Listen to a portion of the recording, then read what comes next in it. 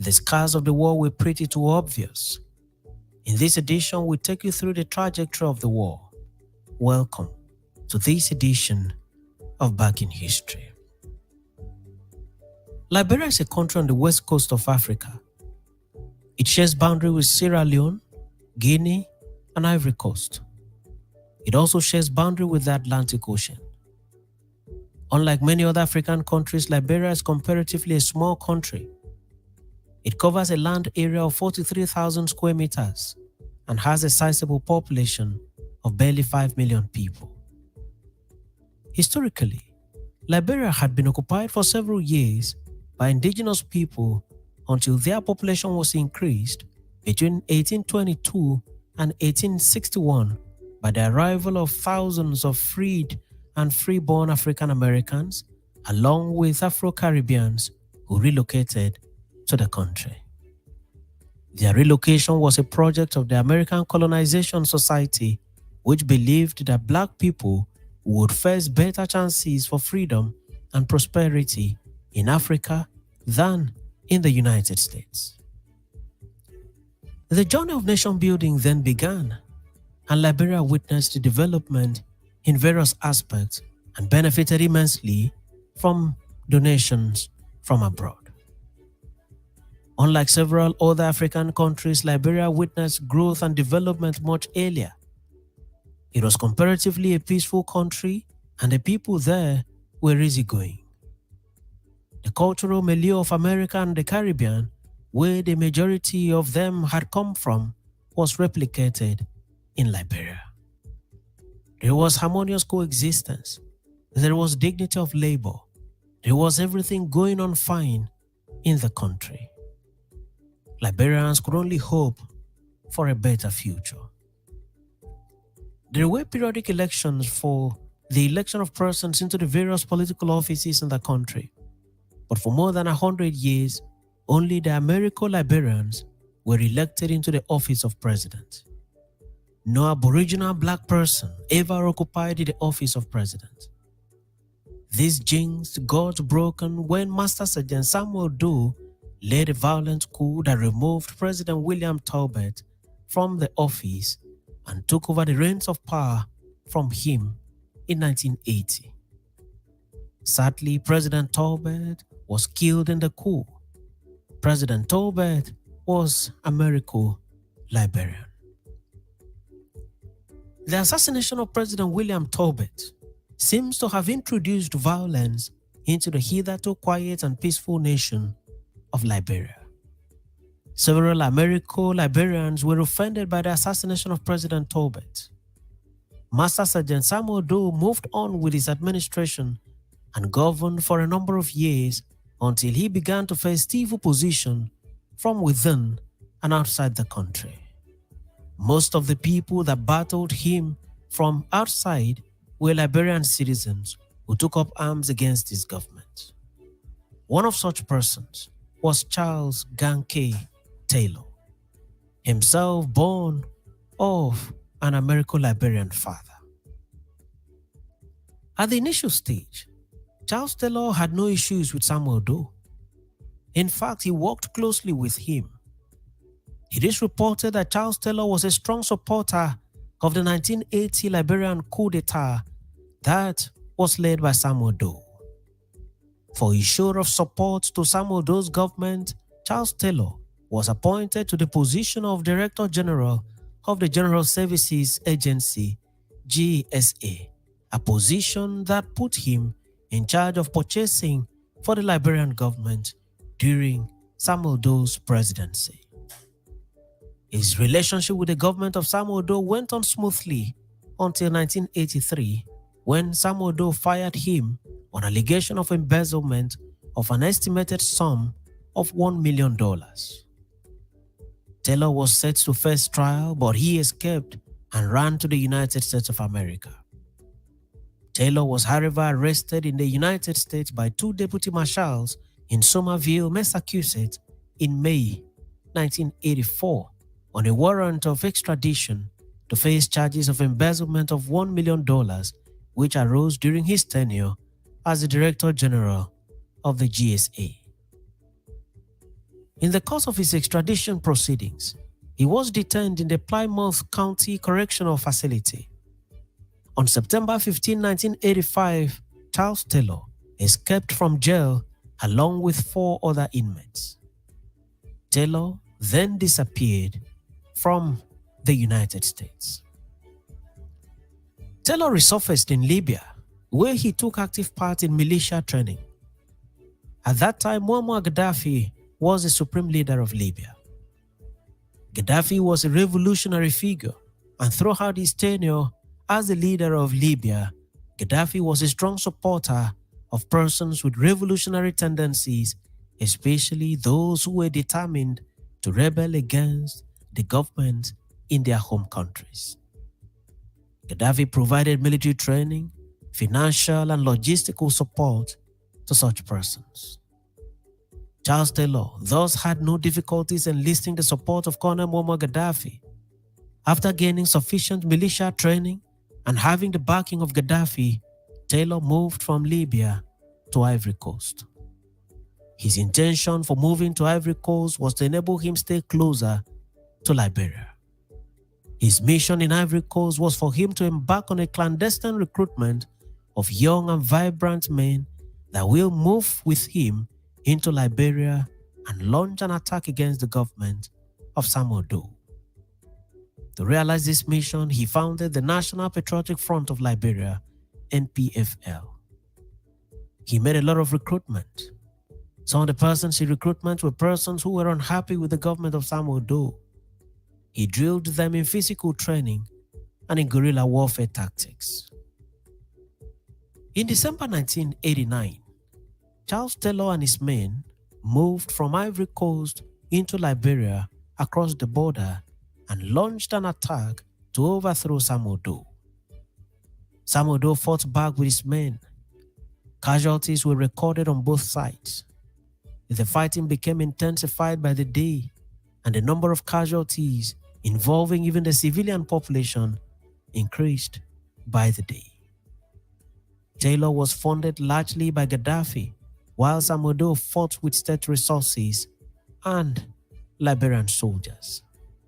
Later on, Taylor's war was funded through the exploitation and sale of state resources like diamond, iron ore, timber, and rubber, with diamond being the most targeted resource. The fight was ferocious and the casualties were many. All was not well, and Liberia was no more in peace. This war is what is known in history as the First Liberian Civil War. Charles Taylor's NPFL was extremely brutal in its approach. Anyone who stood on its way, military or civilian, was crushed. It soon gained control of a large part of Liberia. It was feared by many. It recruited more people to join in the fight. At some point, there were many child soldiers in the NPFL, and this category of soldiers were quite deadly and brutal. They had the energy to fight, and indeed, they unleashed mayhem on Liberia in a proportion that was unimaginable. In a matter of time, Taylor and his men were feared by several Liberians. Those that became the targets of Charles Taylor were arrested and tortured, detained, and in some cases, they had their vital body parts, such as their hands and legs, chopped off in the most inhuman, horrific, and gruesome manner. Some families were rendered homeless and children were rendered fatherless and motherless. Women were made widows overnight. A lot of women were raped in the process. There was lawlessness in Liberia, and it was not clear how soon the lawlessness would end. In the course of time, a principal commander of Charles Taylor's NPFL by name Prince Johnson broke away from the NPFL and founded a splinter militia group with the name Independent National Patriotic Front of Liberia, having the acronym INPFL. This was in September 1990. Taylor was seriously offended by this development and in consequence, both groups fought each other ferociously with recorded deaths. They fought for supremacy and for control of the capital, Monrovia. They both targeted the dethronement of Samuel Doe and the capture of the seat of power. It was a battle with many faces, a battle for supremacy on the one hand, and a battle for who will dethrone Samuel Doe from power on the other hand. There were casualties on both sides, but the highest casualty was the civilian population that was caught in the crossfire, with scores of lives lost in the crossfire. In the course of this battle, Prince Johnson's Independent National Patriotic Front of Liberia, INPFL, succeeded in capturing Master Sergeant Samuel Doe. Samuel Doe had been in the fortified presidential palace, which was difficult for either Prince Johnson or Taylor to penetrate. Samuel Doe had been there for days and was safe. On this fateful day, Samuel Doe stepped out of the presidential lodge to meet with the ECOMOG commander who just arrived Liberia at his office by the waterfront. Doe went there to ask the commander why he would come to Liberia without seeking to pay a courtesy visit to him as president. While there at the ECOMOG base, Prince Johnson and his men invaded the base and captured Samuel Doe. Samuel Doe was driven to the INPFL base where he was stripped naked and beaten to pulp. He was seriously maltreated and killed. His body was dismembered and a video of the maltreatment was posted to the public. This marked the end of the reign of Master Sergeant Samuel Doe as president of Liberia. The killing of Doe did not end the war in Liberia. The two warring factions of Charles Taylor and Prince Johnson continued to fight for the assumption of the seat of power. Prince Johnson insisted on being the successor to Doe, while Charles Taylor insisted on the same thing. The war raged on and even became worse. More deaths were recorded. More properties were destroyed. Liberia did not see peace for many years. It was a country in captivity. It was a country in blood. There was the total absence of law and order. There was bloodshed, and all was not well with the hitherto peaceful country of Liberia. There was no end in sight, and something needed to be done from outside Liberia to assist in the restoration of peace to the country. The regional body, ECOWAS, then intervened.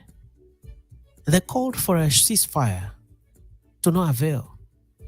They then created the Economic Community Monitoring Group, ECOMOG, and commissioned SEM to restore peace to the war-torn country of Liberia.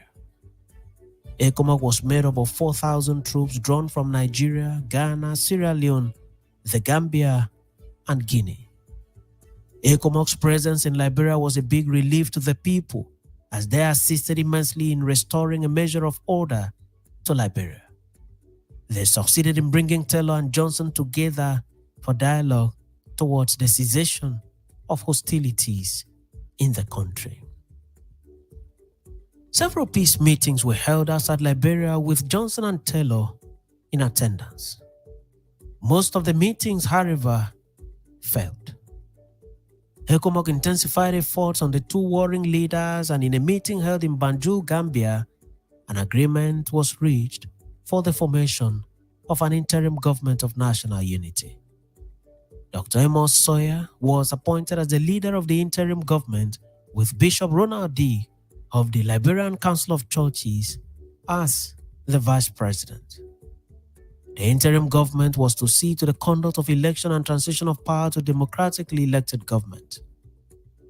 But Taylor's group did not recognize the interim government.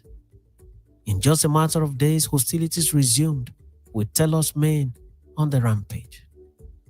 Killings resumed in the country. At this point, ECOMOG was reinforced in order to protect the interim government.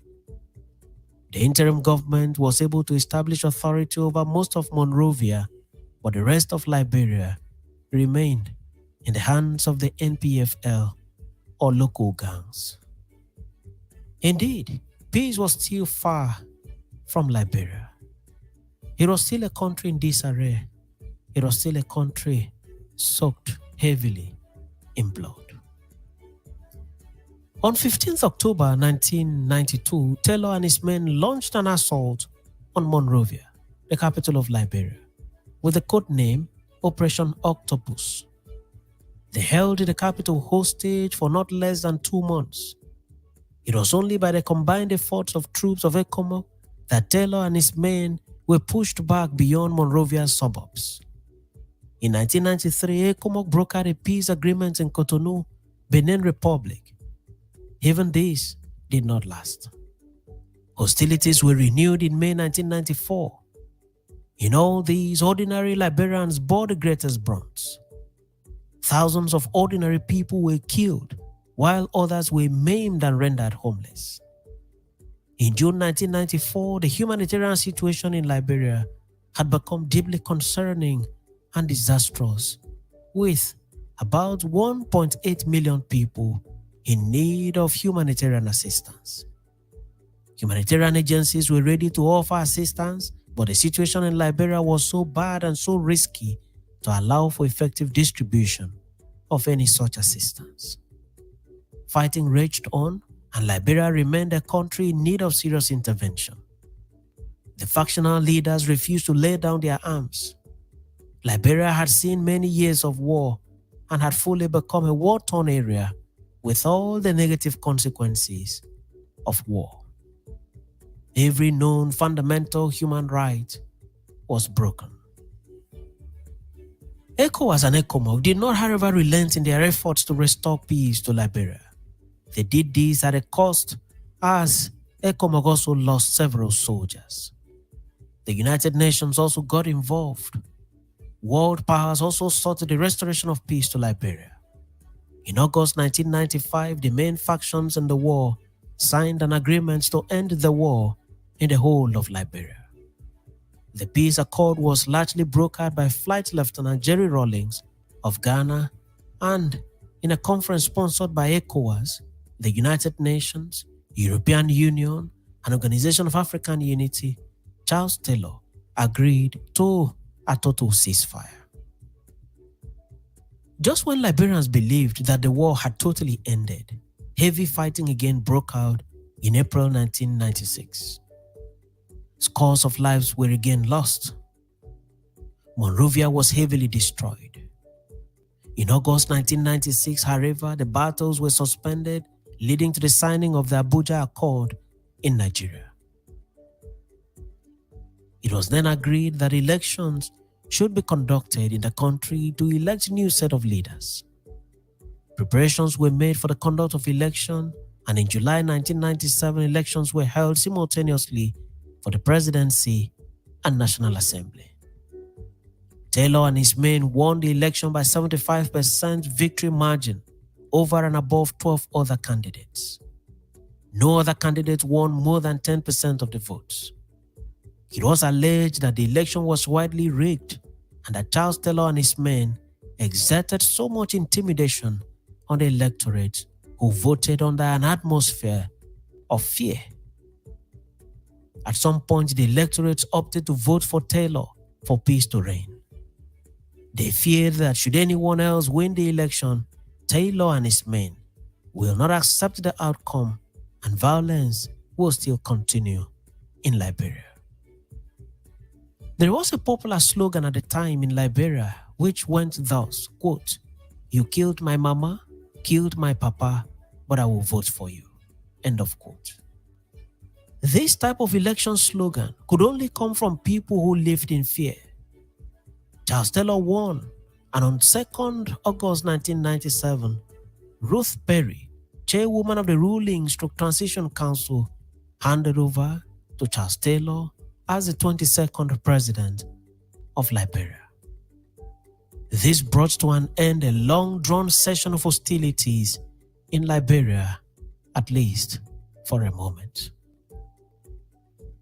For the first time from 1989, about 8 years, Charles Taylor and his men did not fight anymore in Liberia. They allowed peace to reign.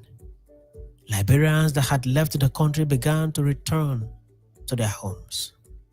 A principal actor in the war was now the leader of the country, and the war was effectively over.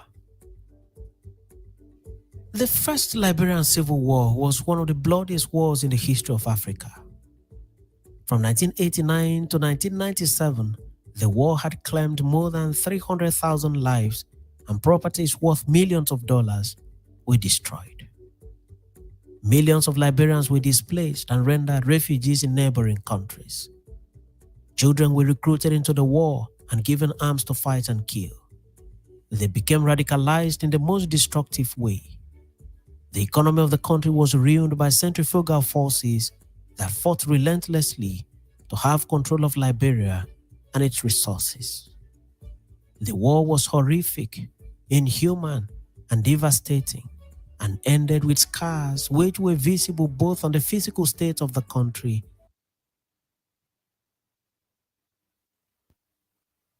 Okay, all right. Thank you very much for being there this time. And I'd like to welcome you to this wonderful segment of the program, The Talking Point. The talking point is where you have the opportunity to speak out issues that bothers you. The talking point is where you talk to talk.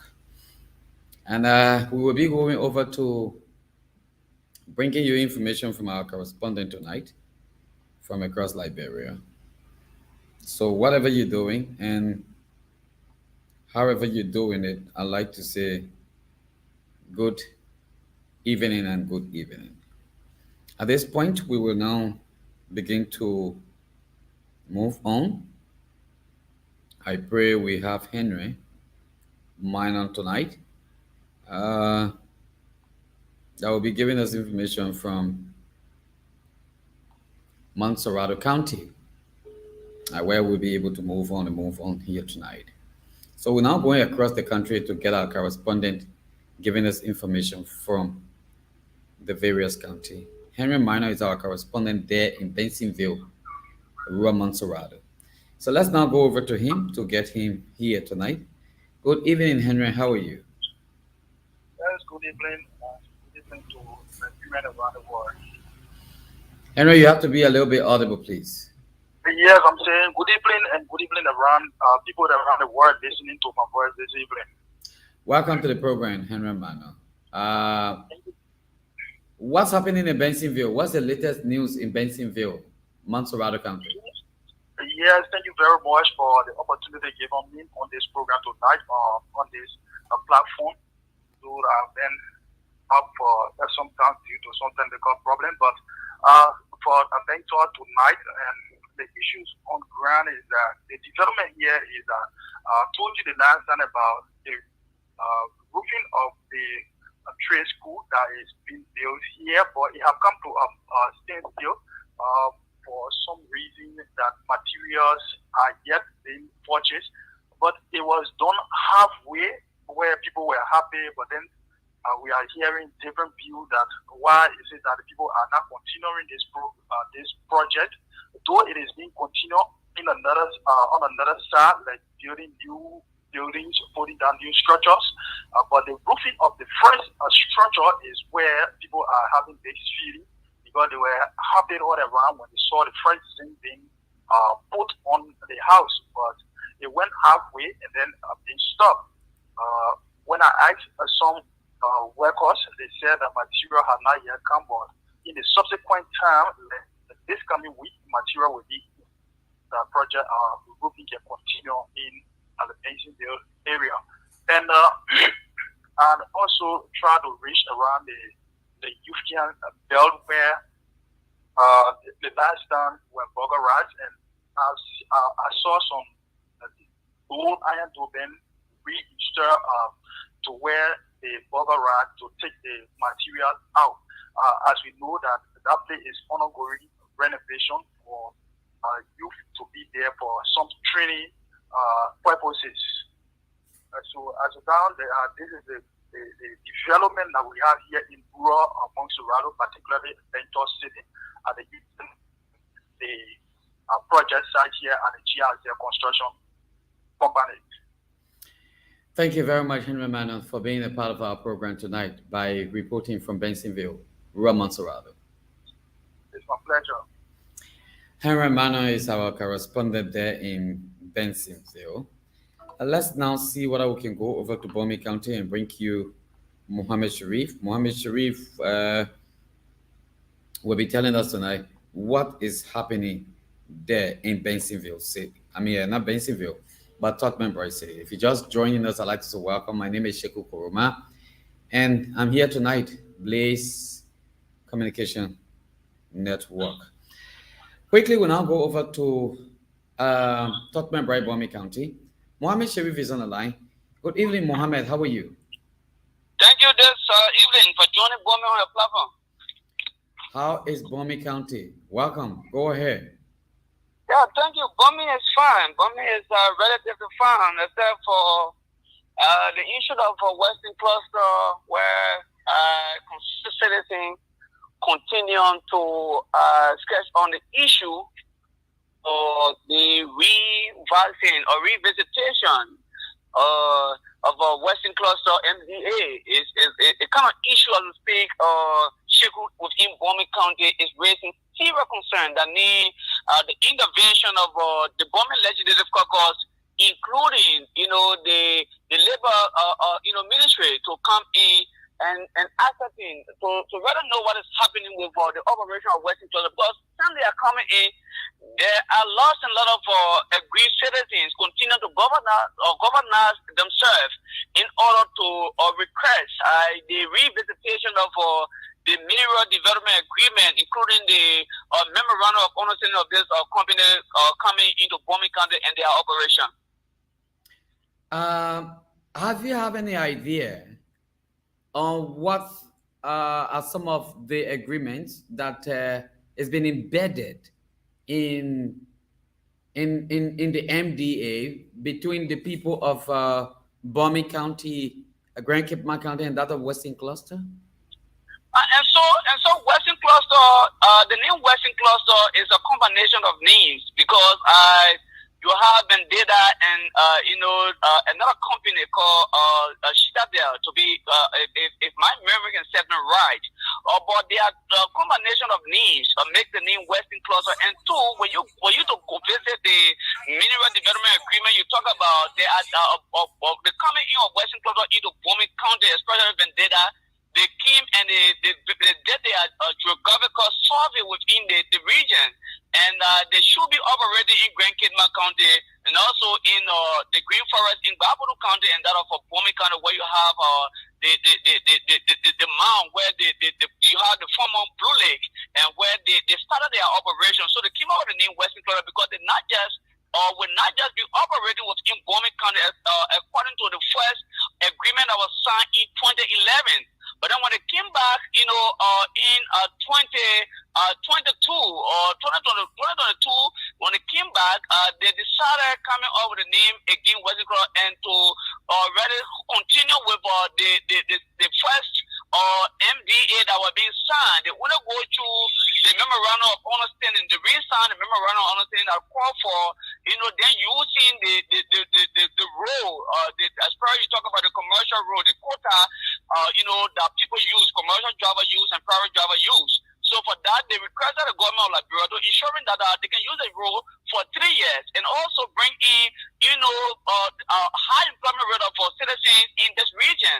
But as we speak, from our indication, according to civil society actors, according to some government official, you talk about members of the Bomi Legislative Caucus, they are saying the MOU that was being signed, Western Cluster yet to live by it, because according to them, within 3 years time, they will start to use the railway where they're going to construct their own road to use.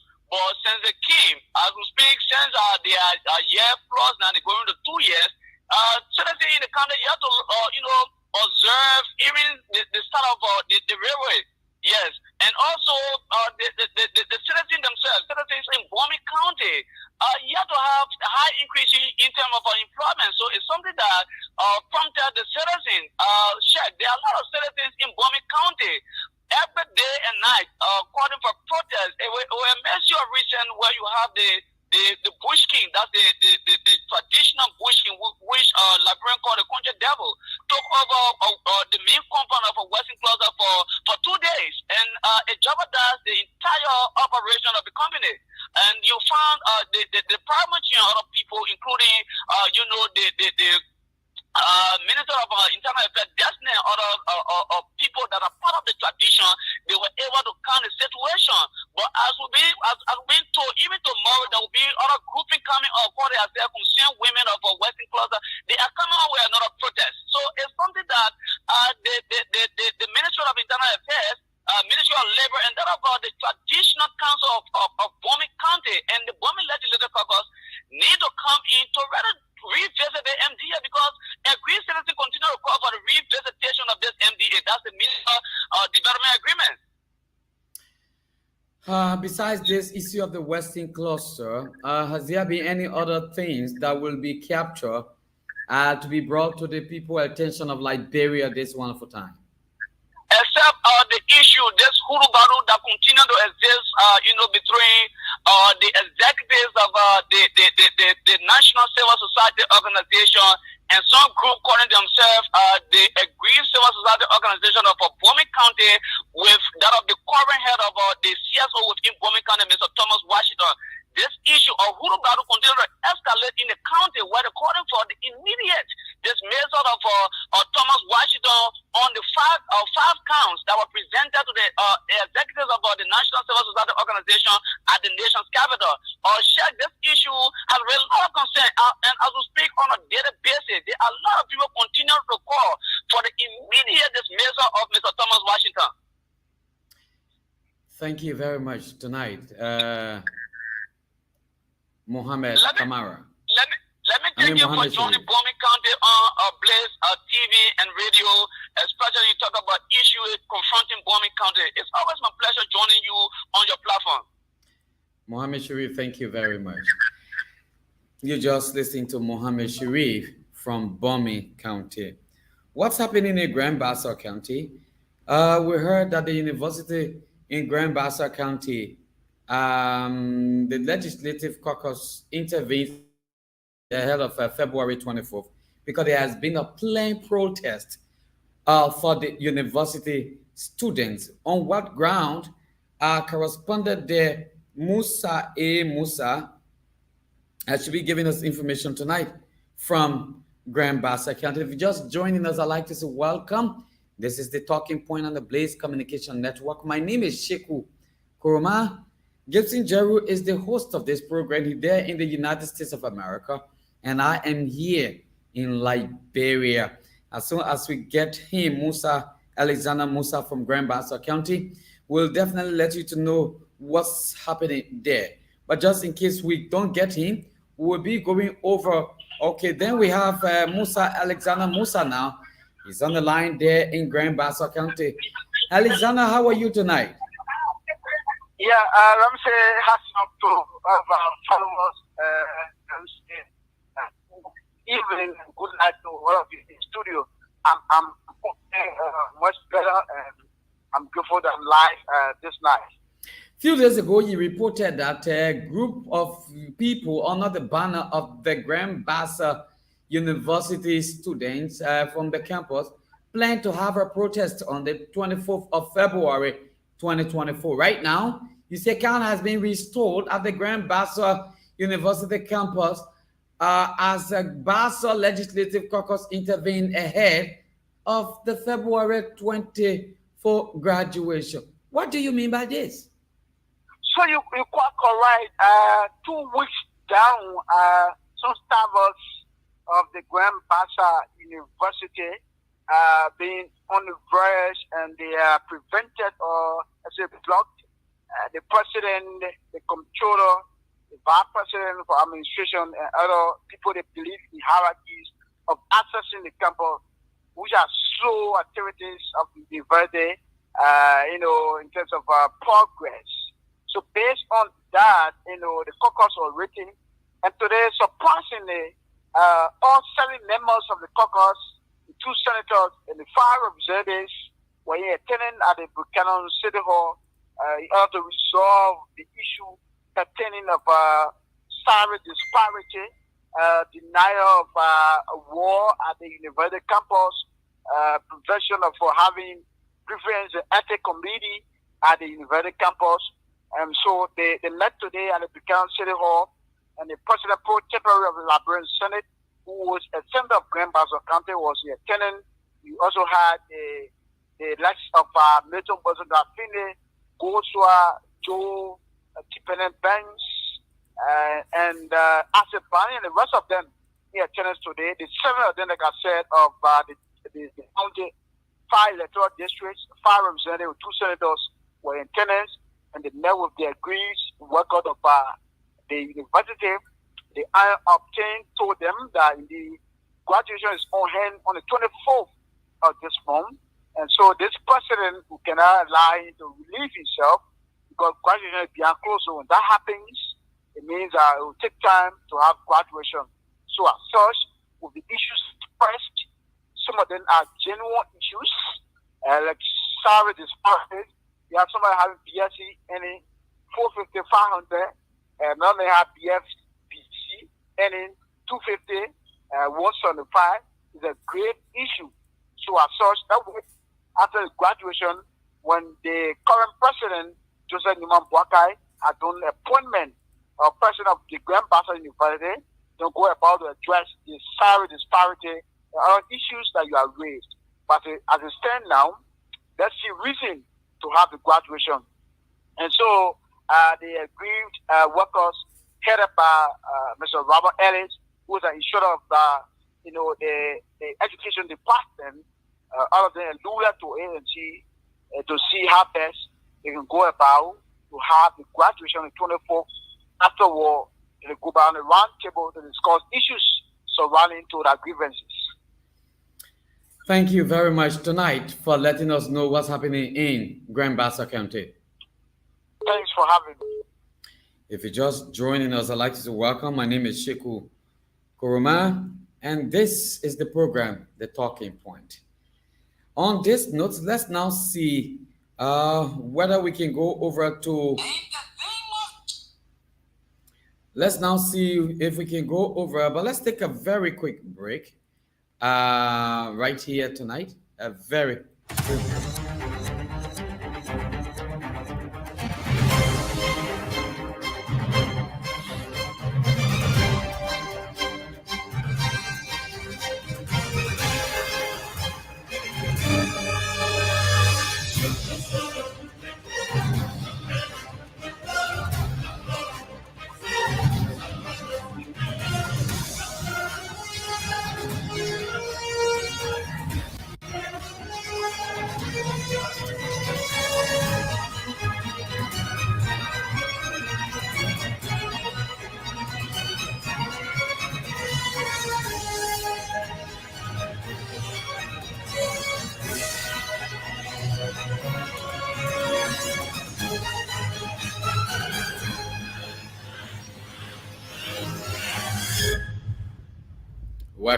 Welcome back, and welcome back. What's happening now in Mangibi County? We are trying highly to contact Benson Matis Moko to put us in the lead to know exactly what's going on in Mangibi County. Benson Matis Moko is now on the line. Benson, good evening. How are you? Not bad, Sheku. How is it? I'm okay. What's going on in Mangibi County? What's the latest information there? Hello? Benson, are you hearing me? Yeah, I'm getting you.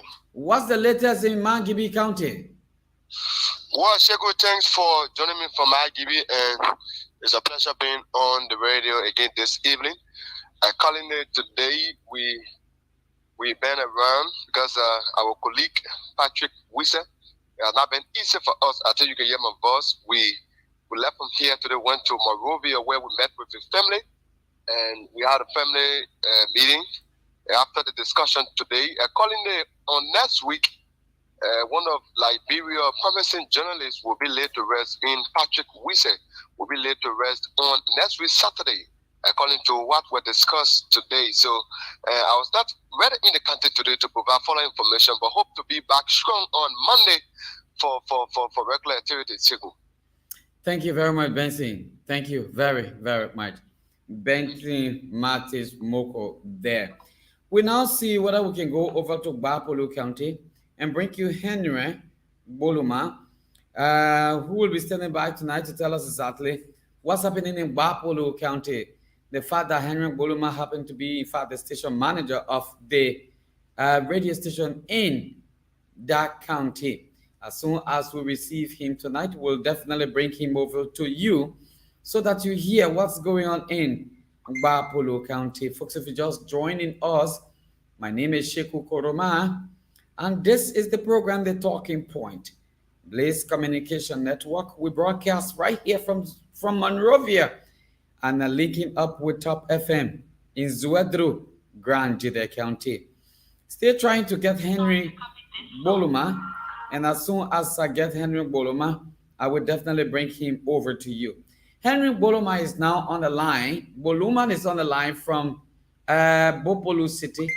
Henry, how are you? Yeah, I'm doing great today in Bopolu City, Bapolo County. How is the county tonight? The country is quite good. Things are going on as usual. People are doing their normal activity to make sure to sustain their various families in the various districts in the county. Very good. What's the latest from the county, my brother? The latest from here so far is concerning this Bamutan Bridge. It is a critical bridge on the Morovia-Bopolu Highway. The last time the motorcyclists selecting to protest because a few months ago, one of the motorcyclists had accident in that bridge, and then as a result of that, the person died. And then quite recently, the bridge turned dangerous, and so the motorcyclists selecting to even go and burn the bridge to just call the attention of the local authority and the government to make sure that that bridge can be repaired. And this bridge we're talking about during the last county sitting in 2023 in June, 150,000 United States was allotted just to make sure to have this bridge built up to date. But as we speak, this bridge is yet, that money is yet to be used. According to the project management committee, they said they can't just test that money because currently we don't have superintendent appointed in the county to make sure go about to do the procurement process. So that money will be untouched up to present. And so what happened now on the bridge today, while I was touring around, I saw people working on the bridge. They did some minor repair on the bridge with plank. And according to them, they said it was Senator Bodo Kane who provided some support to make sure that they do some minor work on our bridge while they await the appointment of local officials of the county to kick off a search for a contractor to do a real concrete work on our bridge. So several other people we spoke to today, they say even though the bridge is not, the work they've done is not durable, it's not long lasting, but it is work coming for now in order to make sure to allow people to be moving in freely. So that many times when people reach a certain point in time, people used to gather for their motorbike. But today, while I was there, that people was on the bike and then passing through on that particular bridge. So they were coming, but they are calling on the local authority, including the lawmakers of the county, to see reasons to work together to speed up the recommendation for superintendent at the county level so that it can be approved in order to make sure that money that was approved during the county setting can be used for the people of Bapolo County. In terms of peace and security, how is the county today? Yeah, the county, in terms of peace. Oh my God. Let's see whether we can get back to Henry Boluma quickly. And as soon as we get him back on the line, we'll let you to know that right now. If you're just joining us, folks, my name once again is Sheku Koroma. And this is Blaze Communication Network. Henry Boluma is now back on the line. Boluma, go ahead. Let's hear you. Yeah, in terms of peace, security, the security here in the county, we have a security depot that is located in Bopolu City. Even though They are not across the county, but most of the time when we have a chat with the chief police lieutenant of Bapuru County, he can always complain about logistics to move around.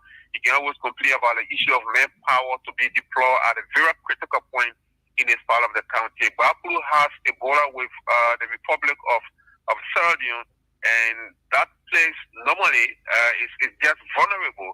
And so that's one of the meetings he can also talk about. He also complained about the issue of mobility. The county does not have a vehicle, only a motorbike they have at the police duty here. So most of the time, to respond to critical security issue, it can take 1 or 2 weeks of time. Like for instance, the issue that happened in Bella District the last time, it took a long before even they could get the security from central office to come and help them to respond to that situation. So on a serious note, they are challenged with the issue of mobility and issue of manpower as well in the country. That's everywhere, my dear brother. Thank you very much tonight for your splendid report. Thank you. Most welcome. Henry Boluman there in Bapolo County. Let's now go over to Mark Rogers. Mark Rogers is there in Grand Cape County. And Mark will be telling us tonight what's happening there in Grand Cape. If you just joining, like I said, welcome. The issue of mobility given to police officers for their job, in fact, from Ellen Johnson Sirleaf administration, the old vehicles that were met, that was being met with when officer took over, that's the same vehicle they use all throughout their the 6 years, in fact, for Grand Jury. And I'm sure Bond County that got that confirmed from commanders in those areas. Like I said to you, Gibson Jeru is the host for this program. He's just joined the program. So let me speak to him this night. Good. Yeah. Thank you. I'm enjoying the correspondent reports. And Bulma did very good. I like the part of the bridge and stuff that people used to pass on. I like the correspondent. This is my favorite part of the program. So yeah, I'm eager. I'm listening to you and see who's next. Okay. So thank you very much. I'm eager. I'm listening to you to see who next. Trying to get Mark Rogers from Grand Cape County. But we have Mark Nyimpa from there in Maryland County. Mark Nyimpa, how are you?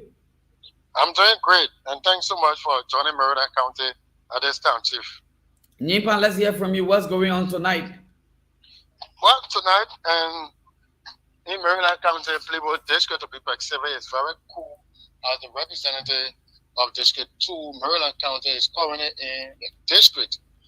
Although he came to bury his late father, who passed last year, but while in the process, he dedicated a beautiful modern town hall to the people of Old Lady Town, where he said during his campaign time, the people requested for a modern town hall because if they are going through a lot of issues, they can be facing problem to get sitting place and to find chairs. So Honorable Williams thought it was to build a modern town hall and dedicated it to the people while he's in tears. They also make available 15 armchairs in the process.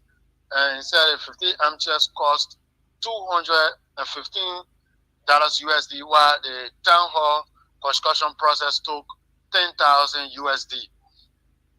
People from different backgrounds appreciated him a lot for being so thoughtful in terms of responding to their ill so early. You mean the newly elected representative? Yes, the newly elected representative. Anthony Williams? Yes, Honorable Anthony F. Williams. Oh, wow. That's so wonderful to hear tonight. Yes.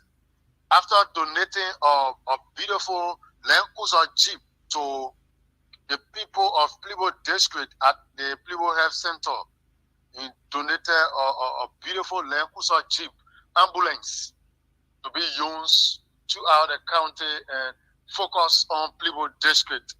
And right after the program, he visited the people of Old Soloke and made that donation, dedication to the people. Thank you very much, Nipan, for talking to us tonight from Maryland County. It's my pleasure, Chief. One person who is following us tonight is Juna Kamokai, the station manager for Radio Cape Mount. Just a few days ago, I met her, but now she's in Washington, D.C., the United States of America. Juna, thank you very much for watching us. Please share our broadcast. We are very glad that you even have time to follow. G. Samuel Blono Jr. says, CEO, we need to talk. Please check your inbox after the show. Thank you very much. And thank you very, very much. Let's now see if we can go over to Ramsey there in Bond County. Ramsey Clark is our correspondent there in Bond County. What's happening in Bond County is something I don't know. And the people of Liberia would like to know what's going on in Bond County. So as soon as we get Ramsey Clark, we'll definitely bring him over to you this time. I'm still trying to get in contact with Ramsey here tonight. It seems that apparently the network from the side of Ramsey is somehow, I don't know. But I'm sure I can get in contact with Oliver Zille from Grand Juda County. Oliver Zille from Grand Juda County. Let me see quickly what I can go over to him. But just before I get him here, I've been trying to call the CEO of Blaze Radio today. What happened? I was getting worried. Mr. Gibson Jerry, I was like getting worried. What's going on? The whole day we've not talked. I was sleeping. Oh, yeah. Yeah, I mean, congratulations to us. We finally got the article of incorporation out today from the Foreign Ministry, and thank God it's with us right now. So we're pushing. That's good news. That's good news. Absolutely. Oh wow. And I got up and I saw missed calls from you, but then it was already time to come on air. So I'm here. But I will really, yes. All right, that's good to hear. Yeah. I'm still trying to get Ramsey Clark and Oliver Zille. I think we left with three correspondents: Grand Cape Mount, Grand Juda, and Bond County tonight. The rest have been able to speak to us. But let's go now to Bond County. Ramsey Clark is on the line. Ramsey, how are you? I'm okay, and Bond County is okay. Ramsey, what's going on in Bond County? Tell us tonight.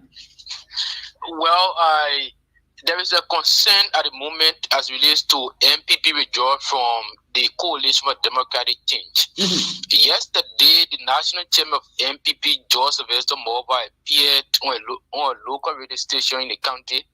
And then he said that the party no longer wants the political marriage with the CDC. He says they are broken their political marriage with the CDC, sacking, dehumanization. They were being deprived of key decision making. So they don't want the relationship no more with the CDC. So they are finding another political home.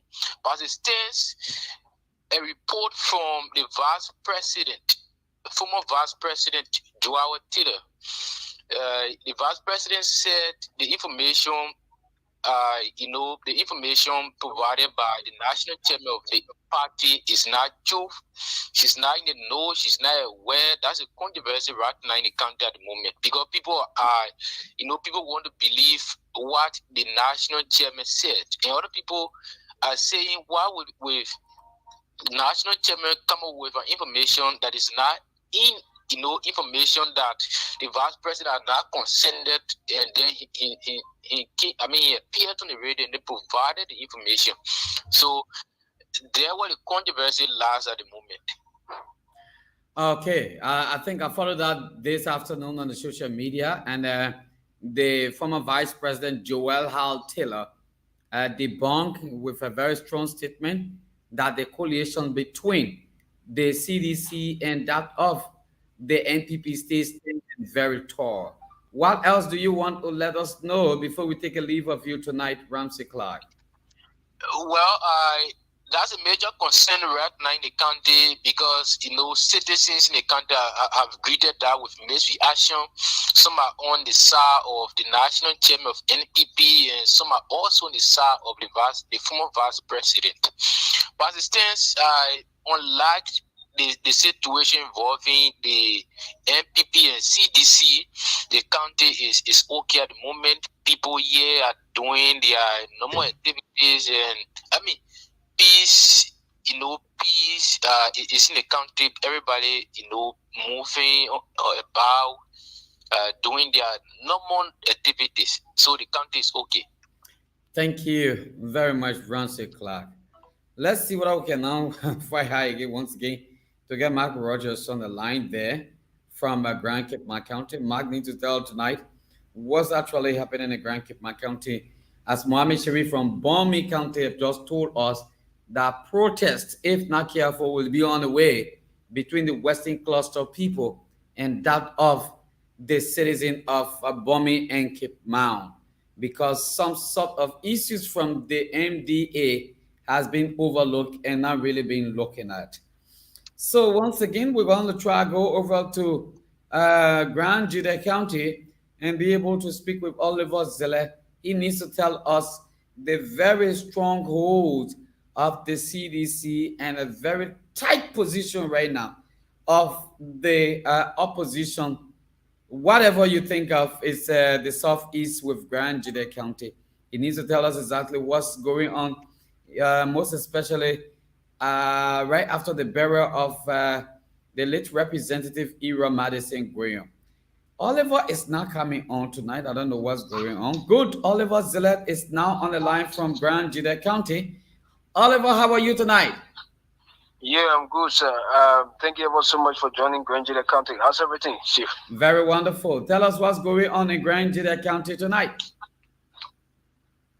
Oh, my God. Oh, my people. They never think in Grand Judah. That's what network issue, network problem in Grand Judah County is. Ramsey Clark is what in what county again? Ramsey Clark is in Bond County. Oh, okay, thank you. Nanga City. Yeah. Grand Bassa County also, there has been issues there with the university campus. But let's get back to Oliver Zeller and get what's going on there. Oliver, how are you again? Yeah, I'm good, Shaker. I'm sorry. I think that's the network fluctuation from our angle. What's going on in Grand Judah County, please? Yeah, Grand Judah County is relatively okay, and right now, as we speak, it is of recent time that the Liberia Drugs Enforcement Agency here in Grand Judah forwarded two to court with charges in legal possession of narcotic substances and illicit drugs in Grand Judah County. And according to Mr. Lawrence S. Tari, who is the Chief of Operation of the Liberia Drugs Enforcement Agency here in Swaju, the two guys who got involved in this particular incident, they include Emmanuel Dwyer and Alonso Prince G.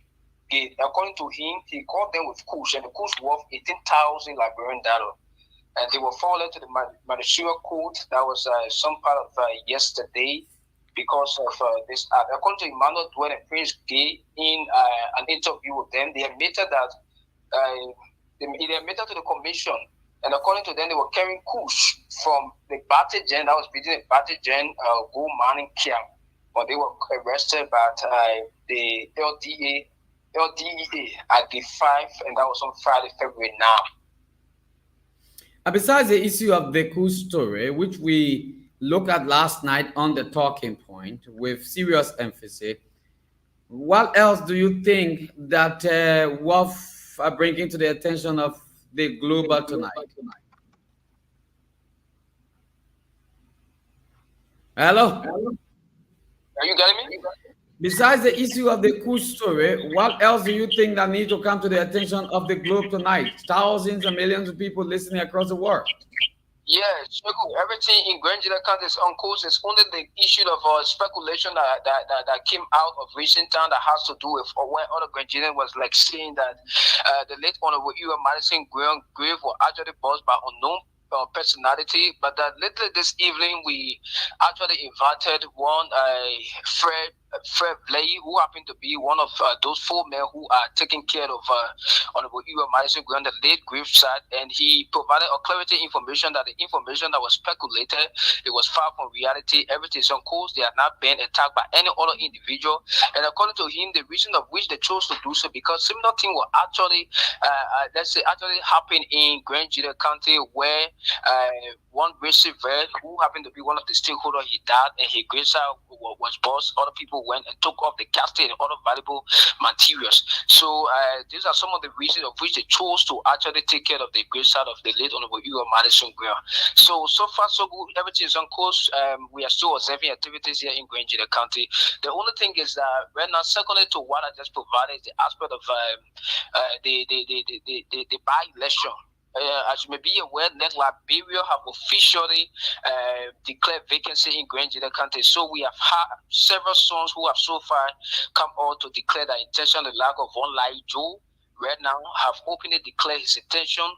Away from that, we also have Madam Jessia Koi also declare her intention to actually participate in the coming by-election. We know about these ones. I mean, you have 22 presidents presently who have declared their intention to vow for the representative position. From now to Monday, we have 11 more names that are coming up to add up on the 22 names. Thank you very much, Oliver Zeller, for letting us know what's going on in Grand Juda. It's a pleasure. Thank you so much. Okay, good. Oliver Zeller there in Grand Juda County. Unfortunately, we can't get Mark Rogers tonight. Probably maybe he's out of town, out of network areas. The 2 numbers are not going. But definitely we will move on and on and on. Before we move on, Mike Rogers sent us a story and will be appearing on the website very shortly. Citizens of Kidman County calls on their caucus and government to rehabilitate the damaged spots on the Ibrahim Bamagida Highway in Grand Kidman County. The citizens said if these areas remain untouched before this year rainy season, absolutely the county will be cut off, and it may cause serious economic hardship to the citizenry of the county and even stall the movement of vehicles from neighboring Sierra Leone to Liberia. And he also sent stories. Let me say, Mike Gimpan here. Mike Gimpan sent us a story about the celebration, I mean, the honoring of employees of the SIFCA group of companies. About 45 persons or people receive their honoring certificate.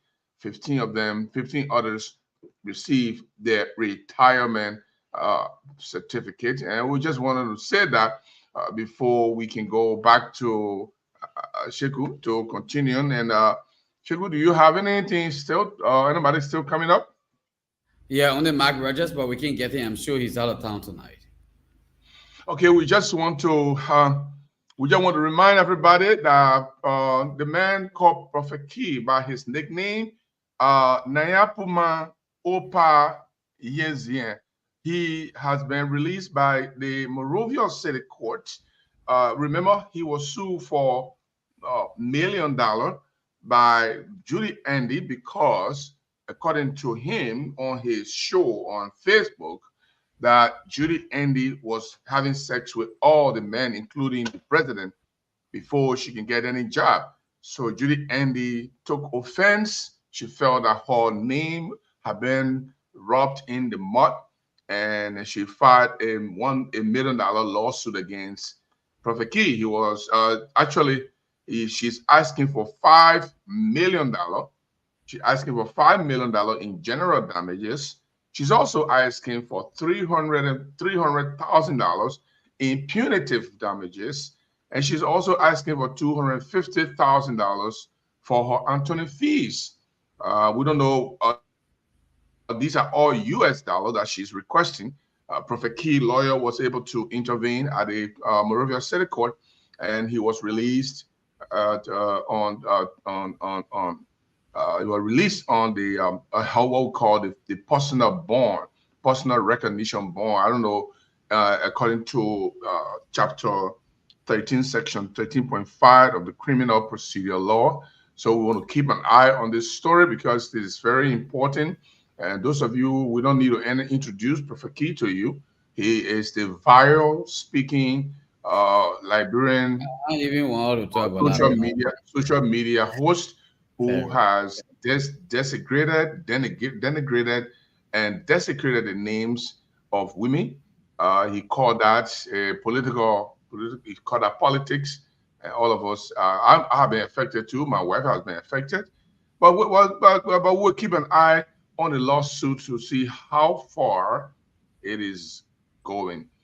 We also want to talk about the CDC. This is something that I'm trying to follow, and it was reported here by the front page. We'd like to say thanks to our brothers, sister organization, Front Page Africa. They are asking for the rejection of Mr. Francis S. Nyumale. Now, Francis Nyumale, should we even think about, should CDC say so before the Senate even reject him?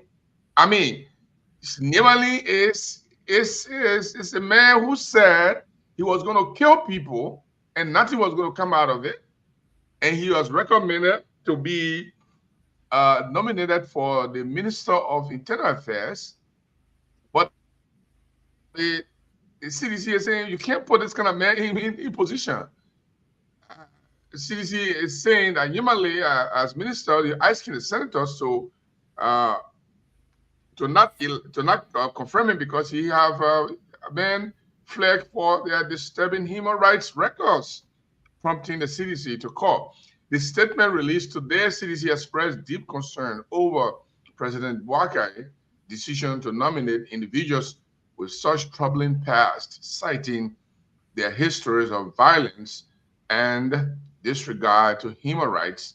And as you know, if you remember, the CDC also talked about Freeman. That Freeman is the police officer who allegedly shot Sedition and killed Sedition. And so he is now nominated as 102. And so the Seditians are saying, look, you can't appoint Freeman as 102. The man killed people before in the name of stopping protests. For the matter of fact, Jefferson Kuji had a press conference today. You have the video for it? Definitely, I will. Let me. Okay. Send it to me so I can edit some part of it, and then we can shorten it. But that's a great way to this is politics. CDC, they know how to do their politics. Engaging with the political activities, which is very, very good. Apparently, the CDC is very smart. CDC can buy into time. That's the kind of group. They can quickly buy into time. Oh yeah. I told people, they said CDC was dead, and I told them, there's a group of guys. They called me, Brother Gibson. You think CDC will resurrect? I said, I don't think CDC will resurrect. And but brother, man, they pulled the Finney, man. They are dead. It's not dead. They will. They will. Yeah. They will definitely. I mean, the guys, they are good at making sure they steal the show. So right now they will. Yeah, they will make sure they steal the show. CDC will steal the show. They know how to do that thing. But we are watching. We are watching. I send you that already. Okay, thank you. I sent you that already. I sent you the link, so you can just look at it and go about it. I wanted to have played it strictly, but since you have to do some editing. Well, if you have some areas that you think you can play right away, I wouldn't mind. But let me look at it and see. Yeah, let me see how it looks like. I also want to recognize here the first female Minister of Defense ever. First female. I don't know why I'm blue these days. This my camera why I buy it. Then my camera why I buy it making me blue. I like the blue color. I like the blue color because it make me look handsome and sexy. It made me look sexy and handsome. I think it should stay like that.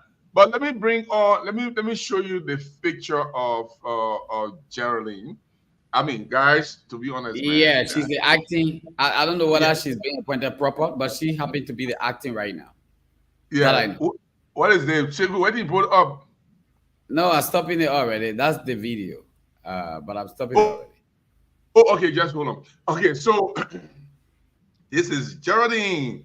She is good. She is the first Minister of Defense. Acting Minister. First thing, man, I be get time for that acting minister.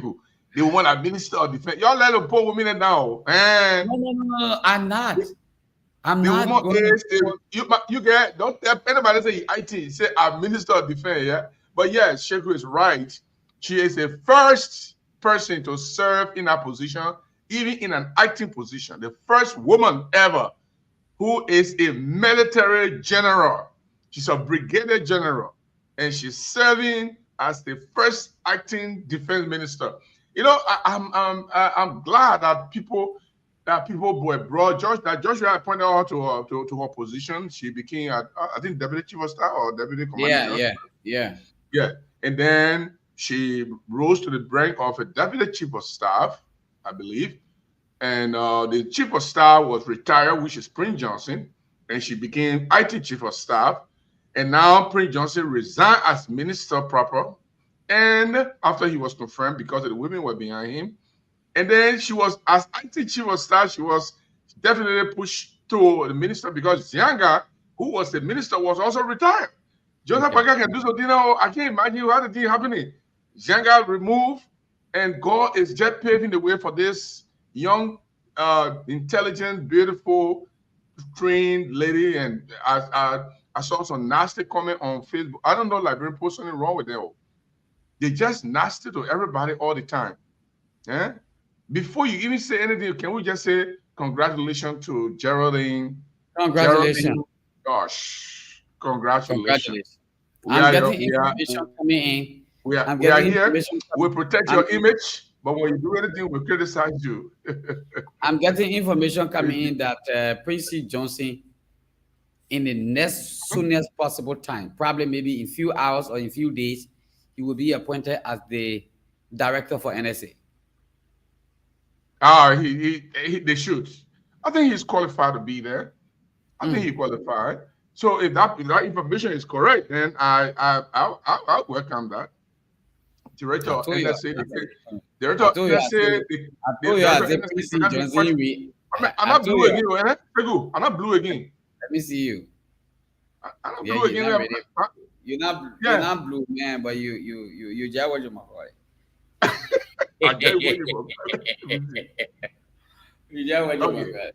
Oh, you know, if I put on my light, then I'm not blue. When I put a light on, then I turn blue. No more light. So put your light on.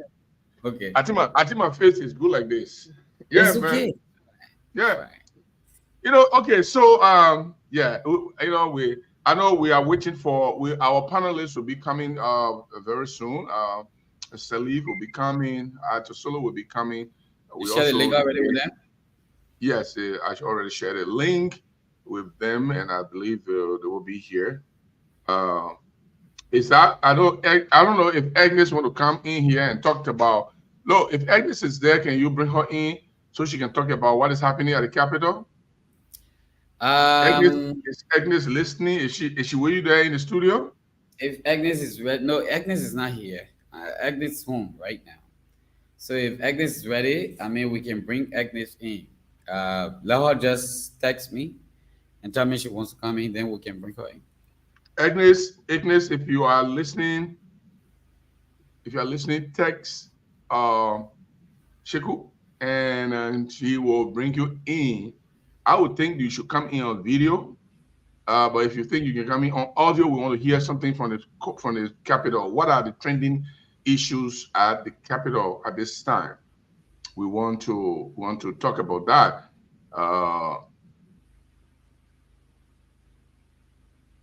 You say you share this video with me, but I'm not seeing it, man.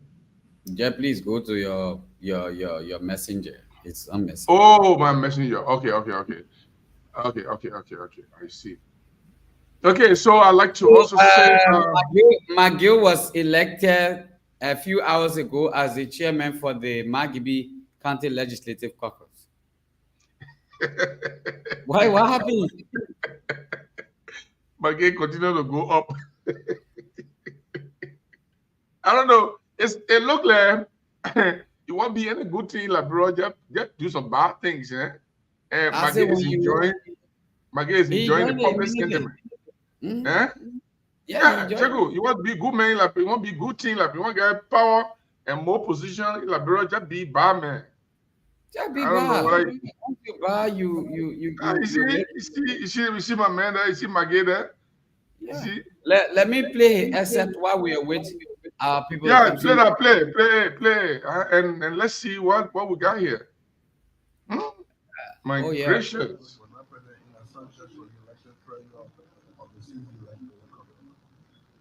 Raise the current budget that was submitted by the president. Seems very concerned. The budget will be thoroughly debated. We want to know there's few aspects of the budget we want clarification on. We talk about transparency here. We wouldn't support the budget. I keep talking about transparency. But instead, we don't know what. I said. What the watch and trying to well, I don't know why I lower my side, but anyways. Operation $2 million now. We don't know what $2 million is. The same operation. We want full detailed explanations. Seasons decline or supporting for $2 million in civil service. We discussed that. So that is the key issue that we discussed. Those are two major issues we discussed today. So what prompted the meeting? First, we wanted to have a leadership conference. Yeah, we have a conference that was not leadership, so we have planned this leadership meeting prior to the budget being submitted. But besides that, the key issue, the budget, we'll always discuss the budget. So when the budget, so one of the leaders will describe the leadership will discuss the budget. Because there are a lot of people who think that in a much that a lot of you come together for CC, them not together yet. It means that you've come to have almost everything. We're not on no money. We are very supportive. Look, we're in power. While different people went to election, they voted for the GP. They believe that we didn't do certain things correctly. We'll learn our lesson. So we want to make sure that those things like Brentford want will be done. So we're not getting on no money. Government. You see, we're being supporting the government. We're very supportive. What we're saying to the government, like, we are very supportive according to him. According to him, that's all right. Well, actually, we are not against this brother. I don't know why your audio is not. It's not what it coined, but that's okay. My audio is from his side. It's actually from his side, not mine. Because if I play the Koji,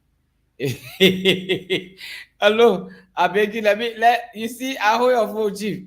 Let's listen to the argument and laugh a little bit between Richie Kuhn and what you call Yaka Koluba. Yeah, go ahead. I want to see that. Let me see that. I know what I did see before. Let me see. Let me bring it. They people here. They got all kind of fun. Wait, don't worry. I come in. Let me share the screen while we are with our people to be here. Don't worry, I will share this screen here quickly. Yeah, please. All right, good. Take it from here and then just... It was not intended to target any lawmaker as you came. But we as a bill, and the report and the president called 17 lawmakers. The president personal money. I think we need to let you. The president personal money.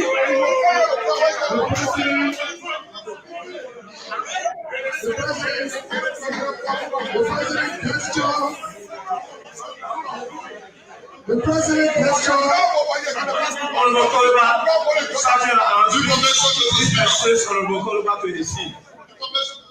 president I will not allow information to inflow today. The president gesture was to continue the issue of inflow.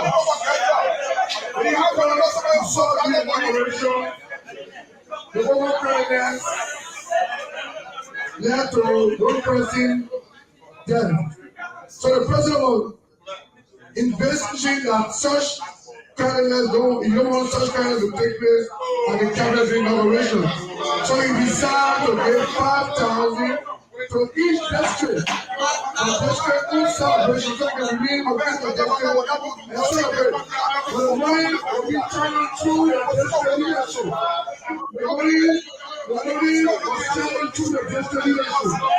You as a lawmaker, you stand up to your election over your district. You can go and question the district leadership. You stand up to your election and question the district leadership as the line is for you. And you can get a cut from that leadership. Otherwise, you also admit, as you said, that the chairman executive will go to follow clarity. But like I said, our speaker, it was the president's gesture to reach district to celebrate the inauguration program. The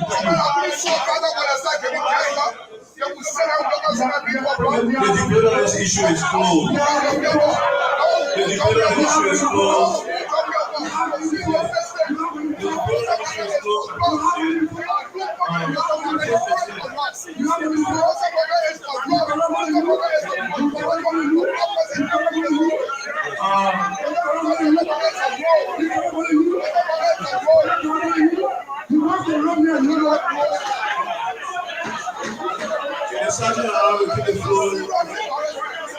People and have the honorable men sit down at their seats.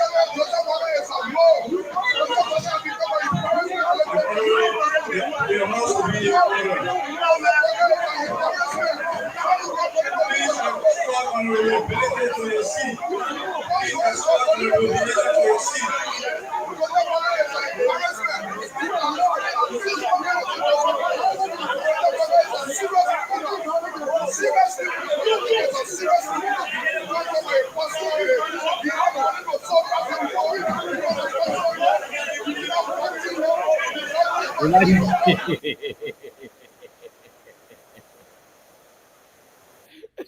My gracious, you know, I mean, most of the time, all the parliaments in the various countries. Are you kidding me? We know that there can be acrimonious situation in parliaments all around the world, but when people are having conversation like this, I don't know whether they learn from it or whether they get anything out of it. Richard Kuhn was trying to talk about the 5,000 that Joseph Boakai reportedly gave to all counties for, I think, for the inauguration. And Koluba's contention is he was broke. Where did he get the money from to give it? That he is a rogue, you know. That's what. That's what you guys are. That's what Koluba is saying. Koluba has a point, though, except that the way he expressed his point is probably, you know, it's probably troubling, but so yeah, so that's what happens. You know, Sheku, we have a serious issue in our country. Let me see. Okay, yeah, this is too. That was the audio there, but we'll fix the audio. We'll fix the audio. We are processing Jefferson Koji audio, so very soon we'll put it on.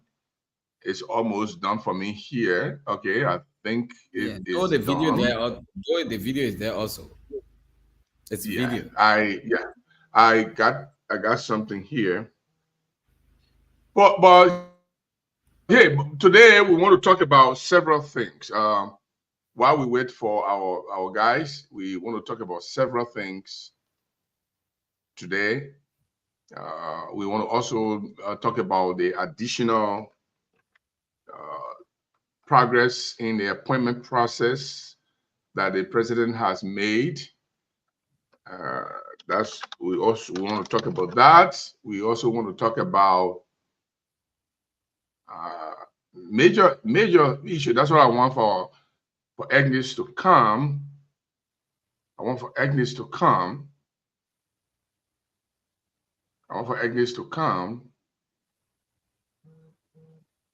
So let's look at some of the other appointments that the president made. I like the appointment of Nathaniel T. Kwabo as the Director General of the Cabinet, and that position is a powerful position. It's a managing position for cabinet activities. This person is the president eye on the organization of cabinet, and this person receive reports, receive anything from the various ministers, cabinet ministers from the various ministries, and package them for the president understanding. So the person serving in this capacity as the cabinet director, that person will be a resource person. I know Blambo Nelson used to be cabinet director. And he was very effective. He plans seminar, he plans symposia, he plans a lot of things. And this guy will be the person who would provide what they call strategic guidance, cooperation, coordination. You coordinate the cabinet, and he will support the cabinet in terms of what the president want to achieve. He will definitely be the person who the president will use to make these kind of to do this kind of thing. So it is a very, very important role that they have placed in. I want to do this from the website also. I don't know. I don't want to put it on the screen. I just want to say, read it from here. They say, President Joseph Boakai continues to work in the interest of Liberia, congratulatory messages and goodwill expression of support of his agenda continue to pour in. And this one, it says this among other countries, the King Charles III, King Charles III of the United Kingdom, sent a message of congratulations and support to President Boakai. The Prime Minister of Sweden, the ULF of Christensen, the Sweden's Prime Minister, the Emir of the State of Qatar, Lamin bin Hamad Al Thani, and the British Foreign Secretary Lord David Cameron. Others who spoke with the president and who sent messages include the State of Libya, Mohammed Yunus Menfi, the President Alassane Ouattara of the Cote d'Ivoire. So all of these people are saying congratulations to President Boakai, the President of Swiss Confederation. Which is very normal. These are very normal. Yeah, he just these are normal protocol. These are normal protocols. So yeah, these are normal protocol. You're right. So we also want to say, but it's a good thing. It's a good thing for the president to receive, these kind of congratulatory messages. My man Edwin Swase, good afternoon from my end. Let me see here. This guy, Emmanuel Ma, say this too is low. He said something is low. I think that's a video. But trust me, we have a Jefferson Kochi video, and we are about to play the video. We will. Let me post. Shegu, if you have something, let me put you on a little bit and go in the Seattle today, and then I will. If you guys have any music to play, you can play in the meantime, and I will join you shortly when I the video. I want to raise the audio of the video so that people will, there you go. It's the video right here. Okay. Yeah, let me see what I can add up a video quickly. Cassava Leaf. I like the song. Why they want Cassava Leaf? Let it get Because I only Kasali you can play. Oh. The reason I like that song, the meaning of the song is what I like. Sweet, sweet cassava. Enough for good alone. Yeah, ain't for good alone.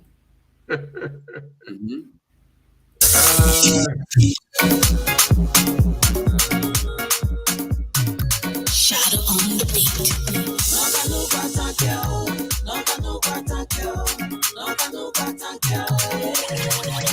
Sweet, sweet, kiss, I believe. Now for God alone. I said, sweet, sweet, kiss, I believe. Now for God alone. Keep on being the eater. Other creatures can eat it too. One can pray for long hair. She can pray for too much. But as long as she's living, her hair will grow in a salon. And a bread will be handsome. You can pray for money. I know you get money. The wedding will roll. I'm a brother, I'm doing well, mama. I'm a brother, I'm doing well, mama. Sweet, guess I'm a livo. No, but good alone. I'm a brother, never wear my wake out. You take it from you today, I will take it from you tomorrow, sister. You take it from there today, and I will take it from you tomorrow, brother. Oh, guess I believe, guess I believe, oh, guess I believe. Now for good and lose. Sweet, guess I believe. No, but good alone. I'm a brother, never wear my wake out. Sweet, guess I believe. No, but good alone. You my big idea. You want me to have the guy? Mola blow, mola blow, sweet, sweet, yes I believe. Now for good alone, no fire, no fire, no come no pattern you. No fire, no fire, no come no pattern you. No fire, no fire, no come no pattern you. No, look out, look at me, bear, look out. No, look out, look at me, bear, look out. I'm a brother, where my work at mama. I want to go. No, but good lawyer. Nunca, none. Oh, I'm a brother, my work at oh, mama. Wow, my. Sweet, sweet, sweet, sweet, sweet, sweet. Yeah. Ha. Why? Hey. Now your papa, Professor June Stopper.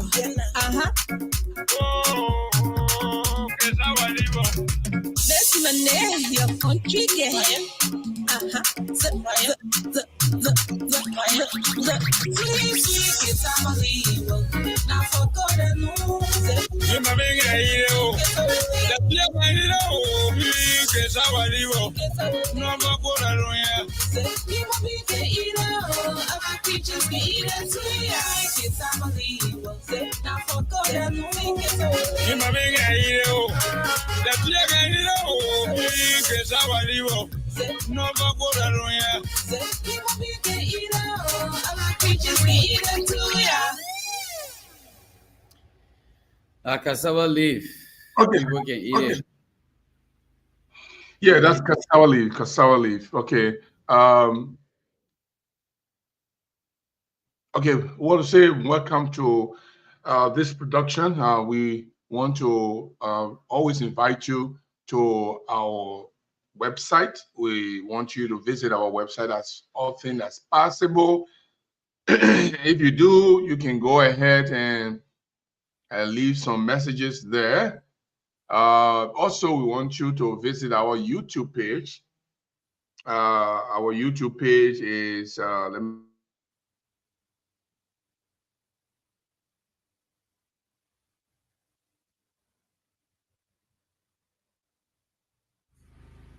You're on mute, though. You are on I'm mute. on, Okay. on mute. I know that. I'm on mute. I know that. So we want you to please go to our YouTube page. For those of you who cannot watch us on Facebook, you can go to our Blaze Network, Blaze News Network YouTube page and watch us from there. It is also effective. Let me see if I can put on the screen for everybody who wants to go to the Blaze YouTube page. And yeah, I think I can do something like that and see if I can get them to go to Blaze YouTube page, and then you will. It's Blaze News Network. You go to Blaze News Network, and then you will be able to watch the same things that you see here now. So it is very, very easy. Yeah, it's easy. That's right. Okay. So, okay, this is my. Yeah, you can go there. I just tried. You can go to the Blaze YouTube page, and you will be able to watch the same thing that you will be watching on Facebook. And we believe that your support is very, very important to us. If you don't mind, you can give us your support. We'll be Mr. glad Emmanuel because that's what we Zaza. need to move. Mr. Emmanuel Zaza said he's actually enjoying the show. He's one of the panelists in the morning.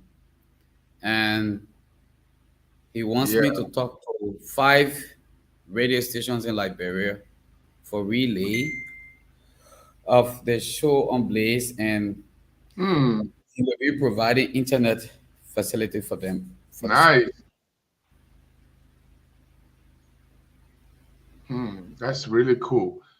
Thank you, Amaya Zaza. I mean, you see, we are having people of goodwill already. We're having people of goodwill. This will go far if Emmanuel can sponsor 5 radio stations that he will be providing internet connectivity for them, and then we have other people, and we ourselves we chip in too as a station. Then we want to cover the whole of Liberia, because we believe that if we cover the whole of Liberia, we will do better. We'll do very great. Okay, so let me bring on this issue here. I know. Oh, like Jefferson Koji, I was trying to the video is a little bit longer, so I'm trying to call it to recall a certain portion of it. Let me see. Yes, please. And then I'm just trying to call it, and I will reduce it little by little, and we'll play it right here. Yep, we'll play it right here. Okay, so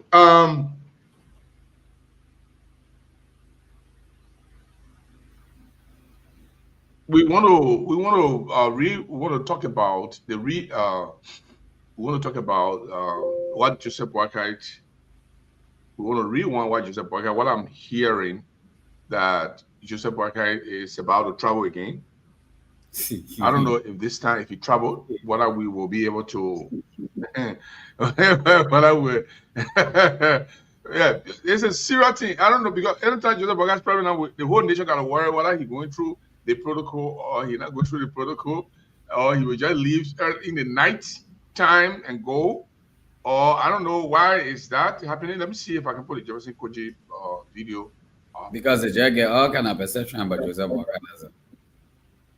So okay, but he always leaving surreptitiously, my brother. Let me see. What the coalition of the Catholic changes now in the media and why she's not talking. Well, we want to be very clear, categorically clear. We are not going to be a bitter and an angry opposition. We're going to become, and we are, constructive opposition. We want to engage into constructive opposition. Our goal in opposition, we see our opposition as an opposition for preparation. So on the basis of that, we receive when the need be, we come in and we provide criticism and we provide solution. and we show that the necessary help that is needed for the Liberian people will be performed by our institution. So, Sheku, the reason I play this section, I'm cutting the pieces. The reason I play this section, how important is it that an opposition is saying we are not going to be angry opposition? We will provide help for the Liberian people. We're not going to be angry. But Isaac Doe, who is also a panelist on Spoon, he continued to say that the people that won, they are more angrier. They are more angrier than the people who they won. So, how is Jefferson Koji's statement? What is it? It said a sign of defeative spirit, or are they not going to be the CDC that used to be in the street, that used to go in the street and protest, which will present them as angry opposition, or what? Why? I don't know. What do you get from his statement? Before we play the other one. You see, yesterday they were angry opposition, so they were protesting. They were using vocal languages, insulting, and even taking painting. Let me use the word. Let me just be straight with it.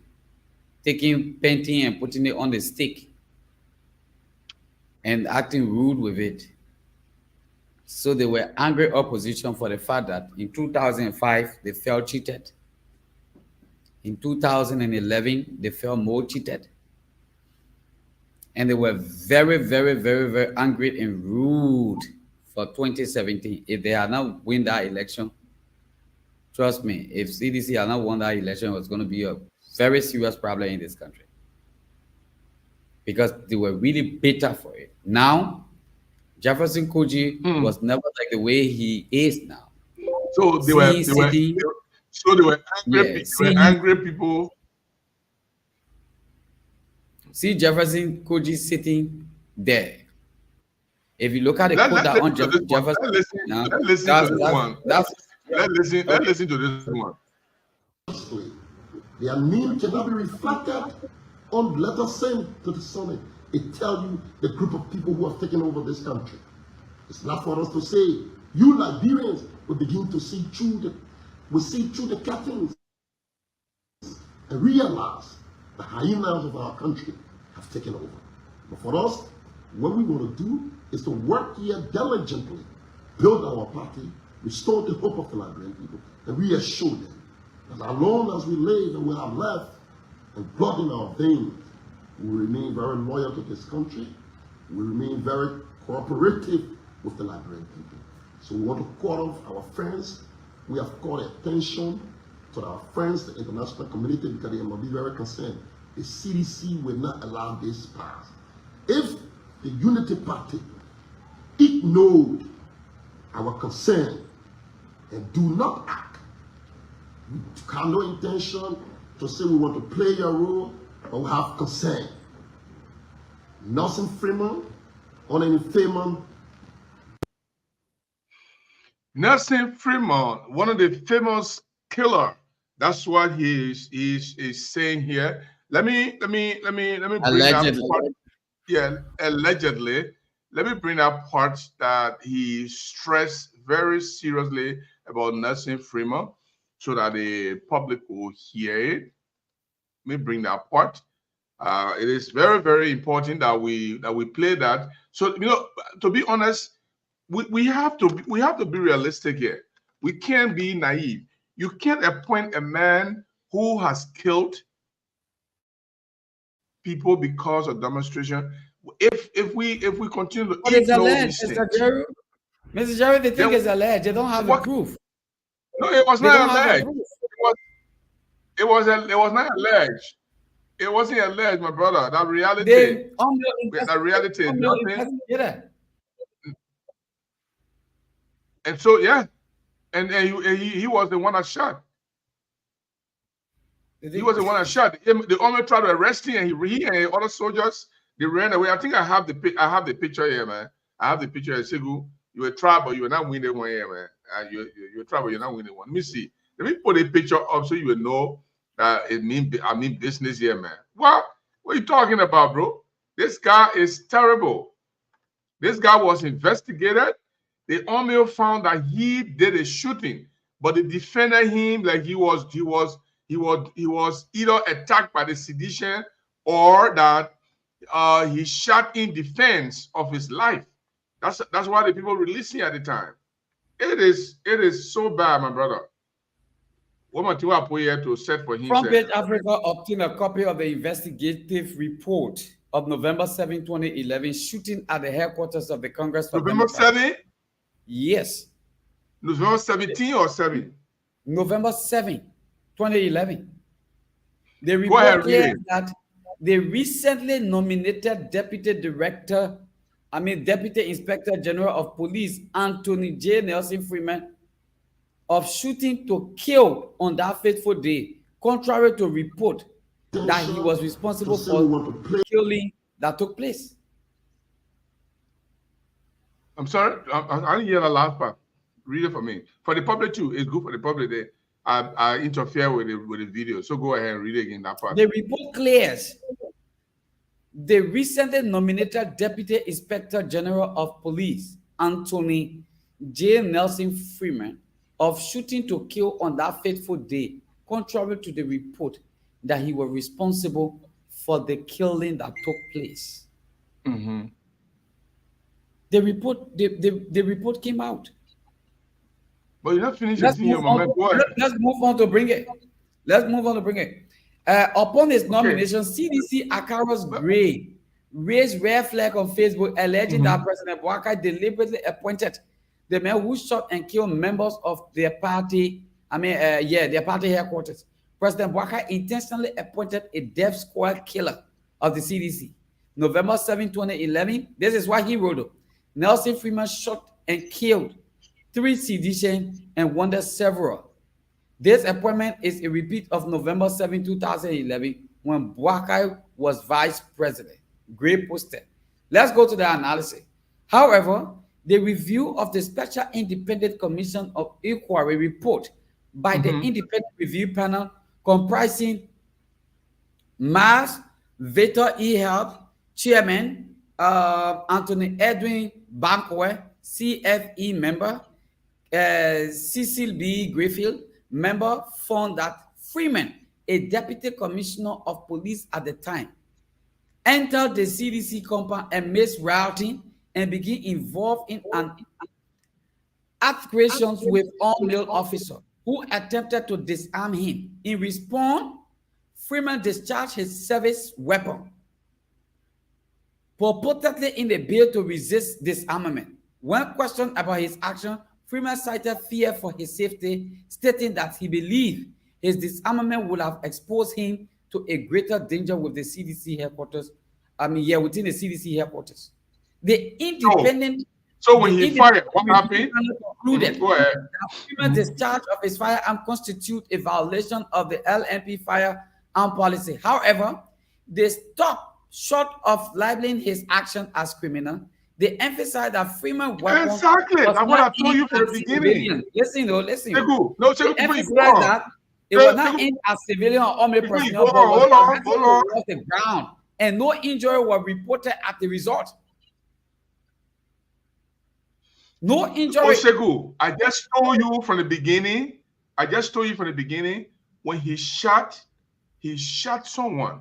Doing the investigation, the Mako the investigation to releasing and even say, I just said it from the beginning. I didn't even see that report, that story you're reading. I didn't see that story you're reading, but the story confirmed what I just said, that the post said he was defending himself. He was in danger. So the Mako that story, in fact, to say that the man fired, the man shot, but nobody get killed. But people got killed that day. The gunshot hit a guy who died on the spot. He didn't die on the spot, but he was taken later on, and he died. He was refusing to be disarmed, and I also said that. So, to be honest, people like government are very powerful entity. The people behind those people that they appointed. if Joseph Boyka appointed anybody, there's a possibility he would defend that person at all costs unless he can be giving out to the dogs to eat. That's the way government behave. But when the government believe that you cannot be giving out to the dogs to eat, they will defend you, they will provide information, they will provide justification, and nothing will happen to you. Fremont did shoot in the process of being disarmed by Ormeau. He did shoot, and the gunshot caught somebody, and the person dropped. That person was taken to the hospital. The person did not live to tell the story. When the investigation took place, they say, oh, he was defending himself. In fact, that gunshot, and not tell nobody, because the opposition they were dealing with. So right now, we have evidence that he shot. But we don't have evidence, according to you now, that the gunshot touched somebody. We all were not dead a long time. So we don't have any visual, any video to show the bullet passing and hitting somebody. So we'll leave it at that. But the party knows what they want to discuss. The party knows who they want to accuse. And if Joseph Boyka, listen, let me play that part. But we have concern. Nelson Fremont, on any Fremont, November 7th, we are very clear about that. The year you've been appointing your people, we have nothing open, like we normally say to you. If you come to do the Liberian people work, you can count on our support.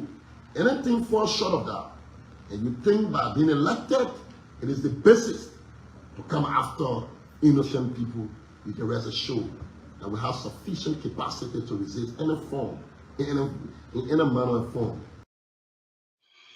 So, folks, that's Jefferson Koji. That's Jefferson Koji addressing the Samuel Fremont. This guy was a police officer who went to quiet down a protest at the CDC, and in the process, because of his rowdy behavior, Ato Solo, what are you doing? He said, driving home now. Okay, no problem. We're waiting for you. When you come, you join us. The link is in the chat room. Of his rowdy behavior, Ormeau decided to arrest him and disarm him. Actually, not to arrest him, but to disarm him. But he was rejecting the disarmament. His men were trying to shield him, and they all helped to make Ormeau to fail to disarm him. In the process, he shot a gun, and that gun, according to sedition, one person was killed in the process. But according to the investigation later in the office, at the police headquarters, that case, in my view, was manco. And then Samuel Fremont was not disciplined for his action. But let's assume that he didn't even kill anybody. Nelson Fremont, please. Before Samuel Fremont goes, Nelson Fremont, not Samuel Fremont. Samuel Fremont coming to sue me. Samuel Fremont coming to sue me today. They said, my man, I will sue that man. Everything he will stand for. Nelson Fremont, sorry. Thank you for correcting me, Mr. Chigu. Yeah. I got a man here right before me. They are calling the mess Samuel Fremont. That's what old age can do. I'm old now. In fact, the person are older than Joseph Boyka. You didn't know that? That's what the person said. So okay. Yeah, it is a legitimate concern. No, what does the Joseph Boyka administration reserve the right to appoint anybody? The answer will be yes. They can appoint anybody they want to appoint. They can put anybody in and nominate anybody. But is it also politically prudent that you listen to your opposition and say, look, we have a concern about the people you are nominating? People like Nelson Fremont. Nelson Fremont has participated in a shooting incident at our headquarters in the past. He shot one of our people. We don't want such a man to be appointed as 102. 102 is a very powerful police position. I think it's a operation, right? Yeah, 100 is the police director, 101 administration, 102 for operation. It's a very, very powerful position in Liberia. That person is responsible to lead troops, to lead police troops everywhere, to quiet down riot. He's the one that runs the police activities. That's a powerful position. So if Jefferson Koji and others say, hey, we got concerned about this man because he will be responsible for these riots again, these demonstrations, these protests, and this man will kill again. For So wait, Joseph wait, Boakai, where brought Boakai in cinema? The first thing the man said in his statement when he began, he said this. He said there will be a very humble opposition. They're not yes. going to be a No, this is a humble opposition. Yes. Okay. You said, but they will cooperate. Yeah. They are not angry. They are not angry. So meaning they're not planning protest. They will be very much. Don't take CDC for that. So when that's what I'm saying. Now you say you already be okay with your opposition thing and you be very moderate. Why are you scared of Nelson Freeman? Why are you scared of the man get shitted? The man get shitted character. Nelson Freeman can't take nonsense. The way you bring it, how he coming with if you challenging the man fire, why are you scared of the man? You can also tell Boakai who not to because Boakai too, he looking for somebody that will be afraid of. They're not afraid of Nelson Freeman. You know that CDC.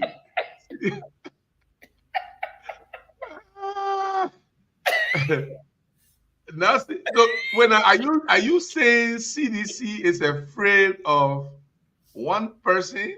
Have you heard that CDC ever afraid of anybody before? Yeah? CDC, let me tell you, the person who made CDC to be CDC, that George Weah. And George Weah leave that party today, CDC finished. Because these guys who are Secretary General, who are this and that for CDC, they didn't run that party. They never. They are the cause for CDC. That's a fair criticism. What kind of right you get to counter Boakai who to appoint or who not to appoint? What right you get? That's a fair criticism. Yesterday, Boakai didn't tell you who to appoint. You appointed whosoever that you wanted to appoint. And when you appointed those people that you wanted to appoint in the various counties, people who were loyal in the police, you send them there. What happy, what not happy? They start dying, small. No investigation, no nothing. When investigation won't go on, before you know, the other person, they said them, oh, they want happy. So the man now take over and say, okay, yeah, let me bring my own people then yesterday. Then you say the man appoint. Who you want them to appoint? You want to go show Boakai who to appoint? No, Boakai is not going to do that. You will not bow down to pressure.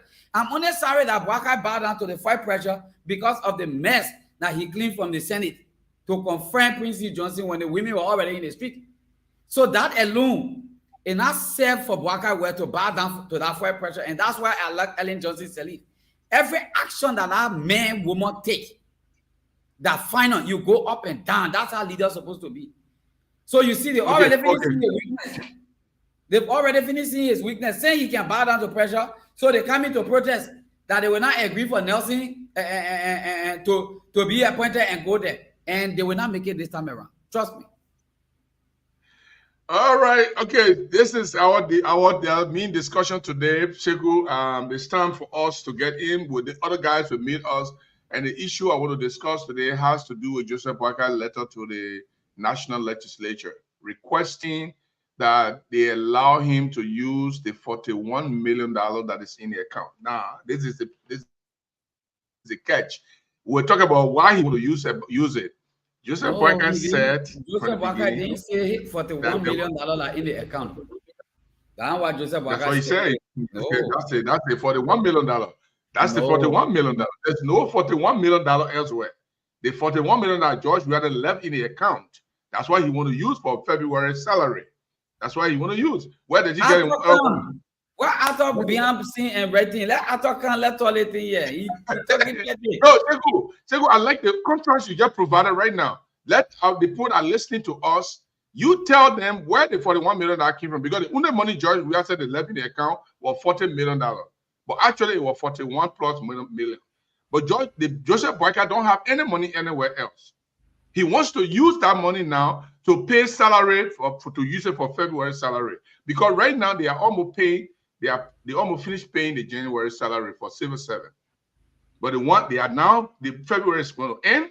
They don't know where to get money from. So he is asking the government, I mean, they sent the legislature to approve the use of a 41.3 million. That 41,300,000 million. Yeah, for the 1.3 million, he wants to use it. The point I'm trying to make, Shegu, where else was that 41 million coming from? Where did they get it from? That's the money that Joshua said he left there, and Joseph Boakai denied there was only 20 million. Don't forget to know that in the international reserve, Joseph Boakai can stay, write communication, and get money from there. Where? What international reserve? They had Joe Weah said he left 22 point something million. No, 22. I mean, not 222 million in that particular international. Don't forget to know that these people used to go there and take money and use it. Then when they get money, they replace the people's money. But it has to be legislated. Shegu. Now the man said, Shegu, no. The international account is between Liberia and the international account managers. They don't have to go to no legislature. The money they are trying to use is the money at the central bank in the consolidated account. This is where everybody bring their money. That's what to give money to government. The EU, when they get Liberia small money, they put it in that account. When you say get Liberia small money, they put it in that account. When Firestone pay some money, they put it in that account. That account is the one that had the 40+ million that George we are talking about. We are leaving you $40 million. He didn't even go anywhere else. It's 40 million. Your Joseph Boakai said there was no $40 million there.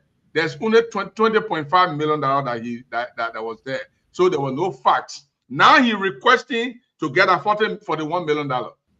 There's nowhere else that they will get $41 million. So is he now admitting that there was $40 million in a subtle way? Is he now admitting secretly or subtly that there's $40 million? But Mr. Gibson, all two of them lie. All two of them lie.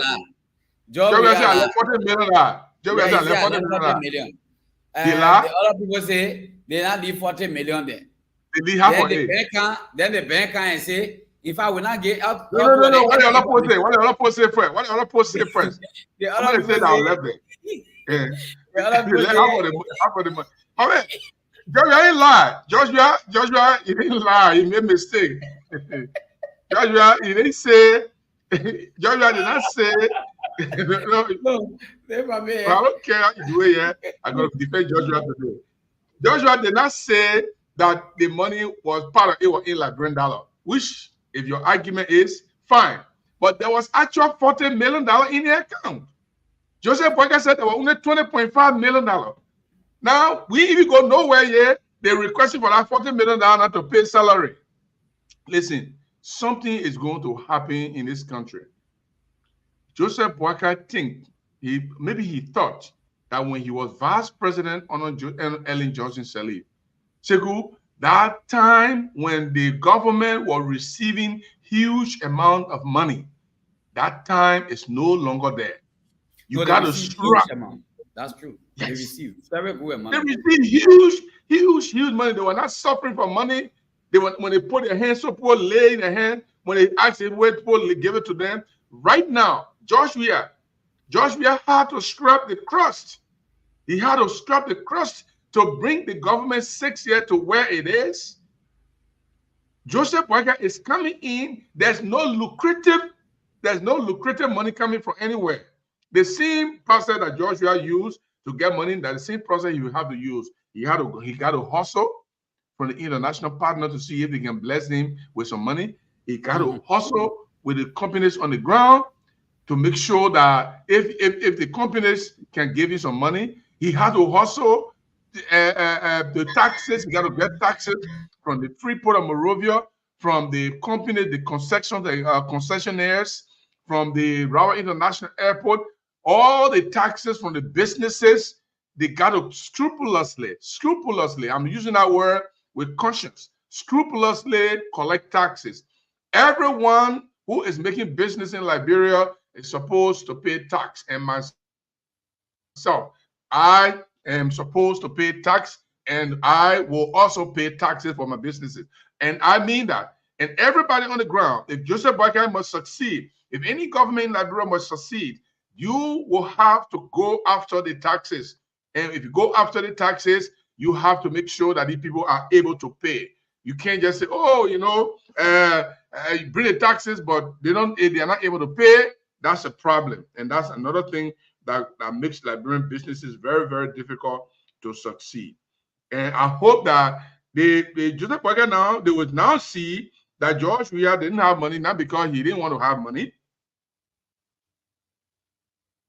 George Weah did not have money in for his government, not because he didn't want to have money. George Weah didn't have money enough to do a lot of stuff, even though he did some significant things. But the money wasn't there. It wasn't like Ellen time when the international community were pulling in money.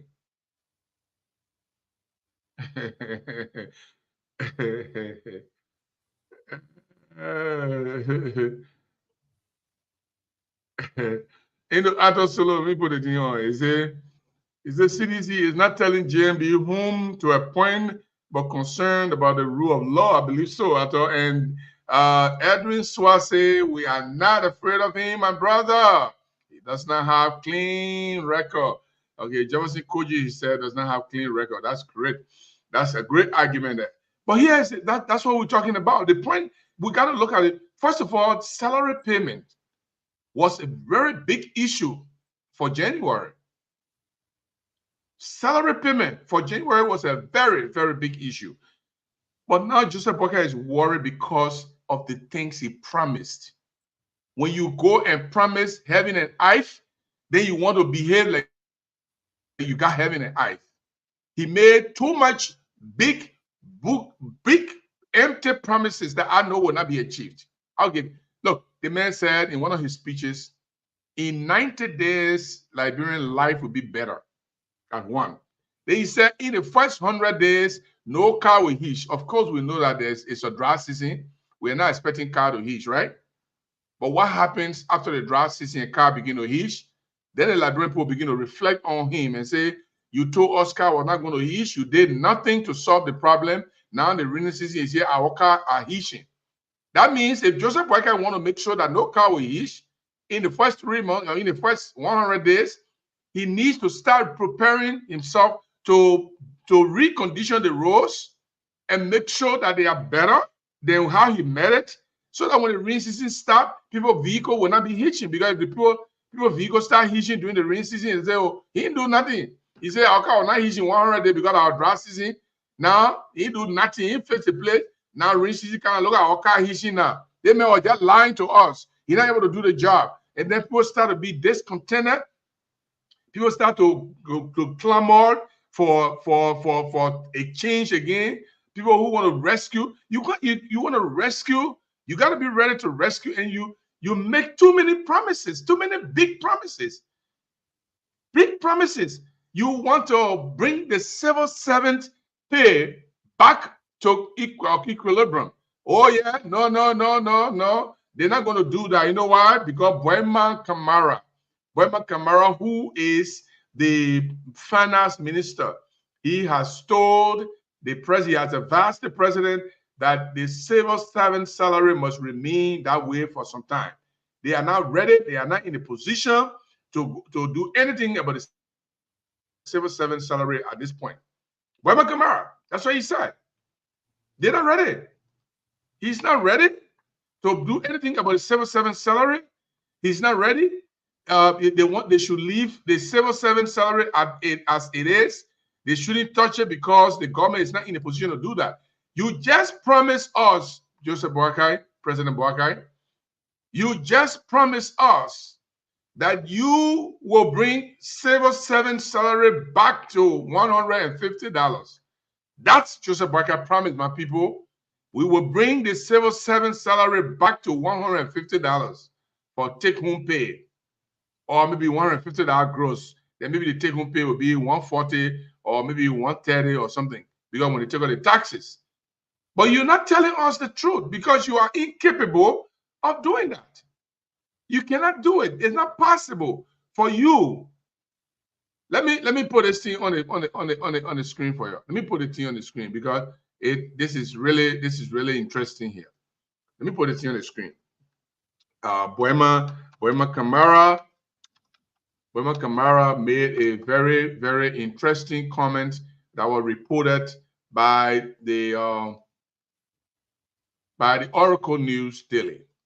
Let me put it on the screen because sometimes we'll say these things and we'll not put the evidence on the screen. Then people question us, how did you get your information? What kind of information are you giving us here? It's not true. And they argue for no reason, but we don't want to argue. We want to put the evidence on the screen for everyone to see. So let me put this report from the Oracle News. From the Oracle News. Where are you? Where are you? Where are you? Where are you? Where are you? Come here. Come here. Come here. Okay, right here. Let me put that on the screen here. Okay, so I want you to see this, okay? I want you to see that. This is what the Oracle News wrote. This is what the Oracle News wrote. This is what the Oracle News wrote. Let me read it for those of you. Harmonization, come back. Finance Ministry target changes in payroll review. They are not only talking about leaving the amount like that, they are also talking about harmonizing salary. Finance Ministry officials are reviewing the country's bloated wage bill after the office of the president alarmed over 700 persons were feeding on its budgets, taking salary expense at the executive mansion alone to nearly $3 million United States dollars. The process could potentially lead to a shrinking workforce in a payment system beset by decades of fraud, waste, and abuse amidst growing budget deficit and public debt portfolio. All governmental agencies are directed to submit their current or dumping payrolls by the 10th of every month for thorough scrutiny and necessary adjustment. A statement from the finance minister said this proactive measure is part of the government's commitment to improve fiscal management and ensure the punctual disbursement of salary to all government employees. The move to reflect the decision of the government to uphold transparency and accountability within the financial operation. Agencies are instructed to comply with the deadline by MFDP, the Ministry of Finance and Development. The Ministry of Finance and Development assures all agencies that this step is crucial in enhancing the effectiveness of payroll management, thereby ensuring that hardworking public servants receive their salary early and without discrepancy. Following the United Party's 2023 presidential win, former Finance Minister Boema Amara Kone advised the President Joseph Boakai administration into overhauling the country's workforce in a way that will reduce government entitles and cut jobs. Now, this is something you have to take note of. To cut jobs. This is something you need to take note of. The finance ministry is actually saying in a subtle way and say, bring the payroll. We got too many people on the payroll. We'll take them from there. Well, I don't have a problem with taking people from the payroll, but there must be a systematic way of taking people from the payroll. Who are you taking from the payroll? And are we not going to be targeting seditions on the payroll in government offices? Oh, yeah, people they have enjoyed too much, let them leave. We'll take them from there. Are we, if we got 10 people in the office? If they try that, they will bring more and more protests in this country. Absolutely, because they are talking about cutting down the the wage bill. They are talking about cutting down the wage bill. They are talking about reducing the workforce. How you reduce the workforce? You can reduce and the Burma workforce. sent a letter to the president that they cannot do anything about the salary right now. So the way George Weah left the salary is how they are going to be. They're going to proceed with the salary until at some point in time when they find it realistic. But you promise. You didn't tell when you're going to do it though. But you promise you're going to put the civil servant pay back to $150. That's a huge promise that they are waiting for.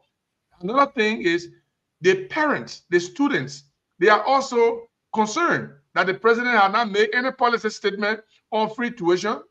The president has not made any policy statement whether the government will pay their wire fees. And everything is in the dark right now. The government is not committing themselves to anything, Kusegu. They're not committing themselves to anything. It's a smart move not to commit themselves.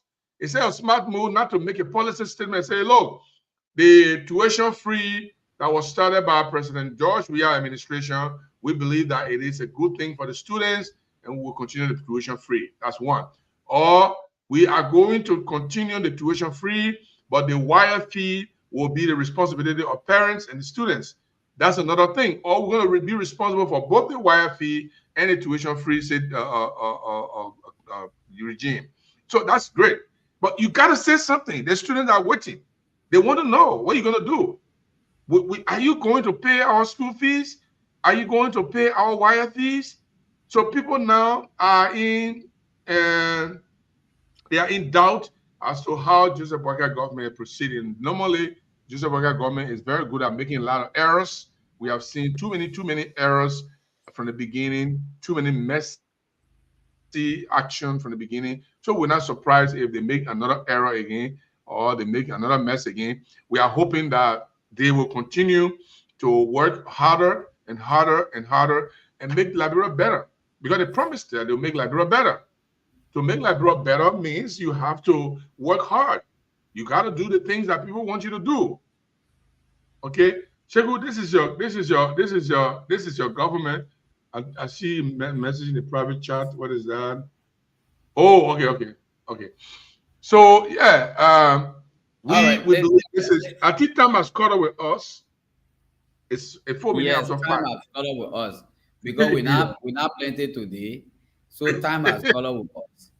Yeah, it was plenty by now. Okay, they will still going. Yeah, they will still be going, but we're not. But I know you must say we'll be here for 2 hours and we'll be talking. We ain't got problem. We'll go. But let me just say this. In Liberia now, an average annual salary is $283,700 Liberian dollars. Meaning, on a monthly basis, people are making $23,641 on a monthly basis. 23,600. Well, let me see if I can calculate that in the US. If you divide it by the US, which is 1,621. Yeah, if you divide this by 190, you'll be talking about $124. In essence, it should be $125. Now, the lowest annual salary in our country right now is $146,200 Liberian dollars. Meaning, the lowest monthly salary in our country is $12,183. Meaning, there are people in our country that makes $12,183. Then the highest civil servant salary in our country is $442,200 Liberian dollars.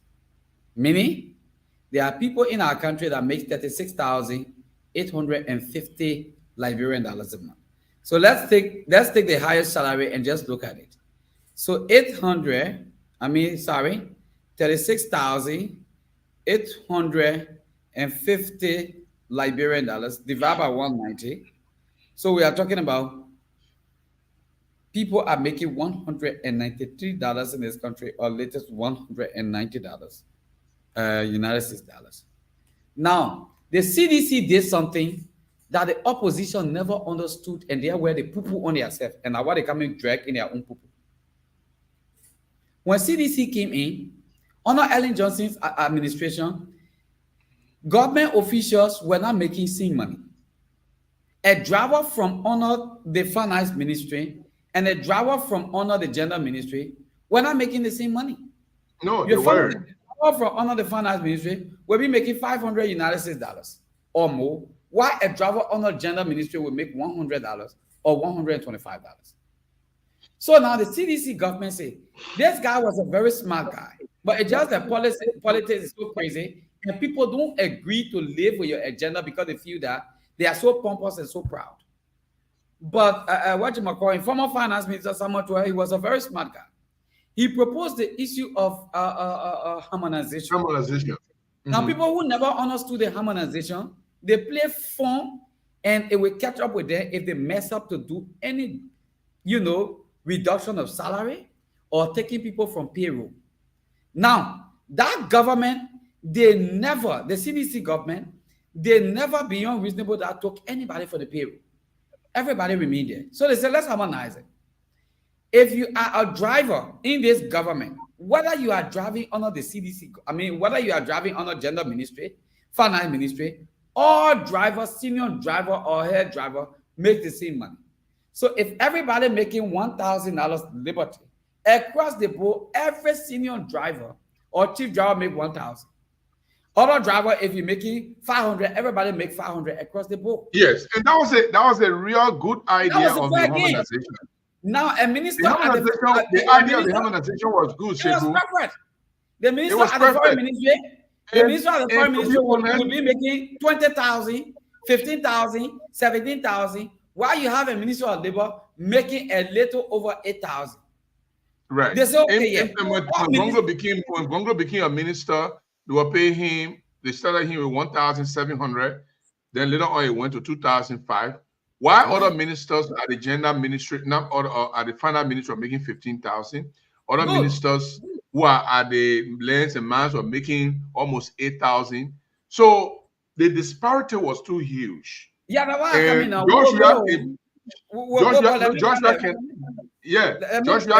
This way are not in their favor.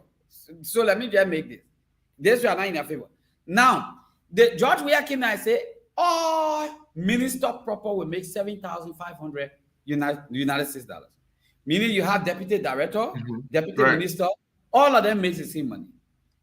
They use this as politics because people felt disenchanted that they were making $15,000, $20,000, and will go and sit down and leverage that money in club, spend the money on young girls and enjoy themselves, right? So they use that against the government and say, oh yeah, they did harmonization, so they come in to harmonize the article. But those are some of the reasons why Liberian people voted against George Weah, right? They play the artists. Those are some of the reasons. Those are some of the politics, right? Mind you, no minister will cross 7,500 because if Joseph Boakai's government changed that figure, there will be a serious budget shortfall in this country, and there will be times where people will not even take pay in this country. So they will leave it at that. Don't forget, they will now tell you that they will temper with it. They will say, let it be at that. Because they know that this system that was put in place is actually the system, and that's the standard. If you go in Sierra Leone, it works there. You go in Ghana, it works there. You go to Nigeria, it works there. I can be station manager, honor you, and we all on the same level as station manager. While my friends are making, 10,000 LD, then you say you want to sell me too much, you're making me to get 25,000 LD. It should be a standard. Everybody concerned. Yeah, it should be a standard that anything you want to give me, that's your own contribution towards my life. So nothing will change when it comes to the issue of salary. Nothing will change when it comes to the issue of the harmonization that was done. Market. But then it will be a problem because they already made a lot of promises. They made too many promises. We will bring the civil servant they are making, the money they are making now is horrible. We will bring them up back to $150. Check $150 for civil servant across the board is not an easy decision to make. If you want to pay, to you, it's not an easy decision to make because when they try that, really strange to you? They don't have the international support like that again. when Ellen was doing those things, she had international support. Some organization, the World Bank, other people were chipping in with salary support. African Development Bank chipping in with salary support. Now, nobody chipping in with salary support. You depend on your taxes. Is this strange so if to you you? Want to, no, Is it's not. Thank you. Really, it's not really strange. In 1979, when the people got in the street, when the PAL put the people in the street, what did they say? They said they would take the people from grass to grace, from mat to mattress. When they take over, the rice price will drop to $10 per bag because it was exorbitant. When they got in the street, they protested. When Samuel Doe took over, after they killed Chopper, did the rice price come down? No. In early 1989, when Chancellor announced that and Doe should come down and should come down now because the people were suffering, what did he allude to? That the rice price, the stable food for our Liberian people was escalating. Did they come down? No. When Ellen Johnson Sirleaf took over, the interim government, when Ellen Johnson Sirleaf took over, it was during early administration. In fact, we started to know that the 50 kg rice was divided into two to make it half a bag. Did the rice price come down? Look at the price of rice now. In Grenada, you're buying rice for $4,000. So you are talking about at least 22, not even 22, but like almost $25 for the half bag. So the two half bag, you put it together, that one bag, you are buying the rest instead of $22 that they fought for yesterday, it's down $50 for a bag. Are you surprised that politicians always come in to tell you that they will do something and they can't do it because they know they can't live with it? The reason why we keep making these mistakes and until we come to our senses and stop making this mistake is because, Mr. Jerry, we are crazy and stupid. The only people who we vote for in this country are people who lie to us, not people who tell us the truth. Once you lie to the Liberian man, we don't vote for people who tell us the truth. Yeah, once you lie to the Liberian man, say this is what we do, and they know realistically you can't do it. The rest issue you just raised, let me just even go further. Recently, just last week, the government of Liberia said they adjusted the rice price and they just added small thing on the rice price. Are you kidding? You adding something on the rice price? This was the same opposition that says George Weah, rice price on the George Weah was exorbitant. I mean, on the gasoline, sorry, not on the rice price, the gasoline. On the George Weah, the gasoline price was exorbitant.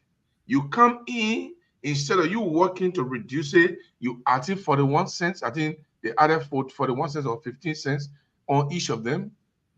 You got to, I don't know why we keep going back. It is the CDC opposition now to start using these things against them. But even as that, the CDC opposition, you can't use it against them now until maybe after 1 or 2 months. Because the question will be, when you were there, what did you do? They still following your format. Because, look, the government will not make any change tangibly to the Liberian people or for the Liberian people. But then that's a bad thing. That's a bad news. Because yesterday, you had a population of less than 2 million in this country. Today, the last census that they just did, you have a population of about 5 million in this country. Sierra Leone has a population of 8 million, Mr. Gibson Joru, as small as Sierra Leone is. Are they not going through their own hardship? You will not satisfy everybody. So they know that everybody don't have jobs. They know that everybody don't have things to do. So people are being suppressed. People are sitting down, they are doing nothing. They're ready to go to play checkup. You are evidence of the fact. When you come to this country, when you sit some places, when you finish talking, when you get in your car, people are on your tires just so that you can leave $5 for them. Now, if you come out tomorrow, you say you want to contest in this place, Mr. Jeru, just start giving people nickel. When they realize that their source of income that they will go from the left and right of their plane, no matter how wicked and arrogant you are, they will vote for you because no job. People do. That's exactly what the people do. And yet you raise a very great point. And this is the reason why when the people are making, like Edwin Swart say, empty promises, false promises and lies. This is something that our government officials, our politicians, they will have to disengage from. Making promises that you cannot deliver on. Because right now we're talking about the salary of people. Now it's a major thing. The people say they're voting for you because you say you're going to bring the salary to $150. Now with the constraints that you myself we have seen, with the constraint that you just talked about, with the constraints that we all know, the inability for the government to raise that kind of money immediately, the inability of the government to raise the salary and take care of the wage bill, then it is becoming no secret that this government will not do anything about the salary immediately. We might go up to 1 year before they can sit down and say, okay, I think we can do small thing about it before they can say that. Now, what does that leave the people? What does that leave your promises? What does that leave the happiness that you promised? The overwhelming support, the overwhelming financial support that you talk about. This is not a good start. This government will become all of us. This is why the government will become very much unpopular in Montserrado County in the next 6 months. Mark my word. I will not argue with that. I will not argue with that because right now, people are very, very discouraged. In Bomi, as we speak, they are threatening protest in Bomi, Western Cluster. As we speak, King George, day before yesterday, almost like a ghost camp. The same thing that was happening under George Weah government, the same thing. And you can't go to King George and tell the people stop working. You will also be hurting Liberians who already have a job. Right. So you will take your own time with this particular process. At the same time, the other people who feel that they are disenchanted feel that you are taking side with them. But yesterday, you did not put yourself into the shoe of the CDC government. What they were going through. You politicize everything and make it look like when you get there, it will be okay. So when the people find out that in the next 6 months, nothing changed, and that's how it is. The CDC yesterday, they saw it as the gorilla, the baboon, the wicked lion. This is where people like Jefferson Koji then will start standing over car and people clapping for them. Even though they knew that when they were there, they were very much selfish and only thinking about themselves, but they will now start becoming hero. The fact that you even have one of the representatives who was with the opposition at that time and have crossed over to the opposition to start leaking on every single information he will get. The government become very much unpopular in the next 6 years, in the next 6 months, not even 6 years. 6 months, you will start seeing protests. You will start hearing about different things, and you will never believe it that, look, in 6 months, this government will become unpopular. So Boakai needs to become very strong and make strong use of the media so that the media will start painting him good.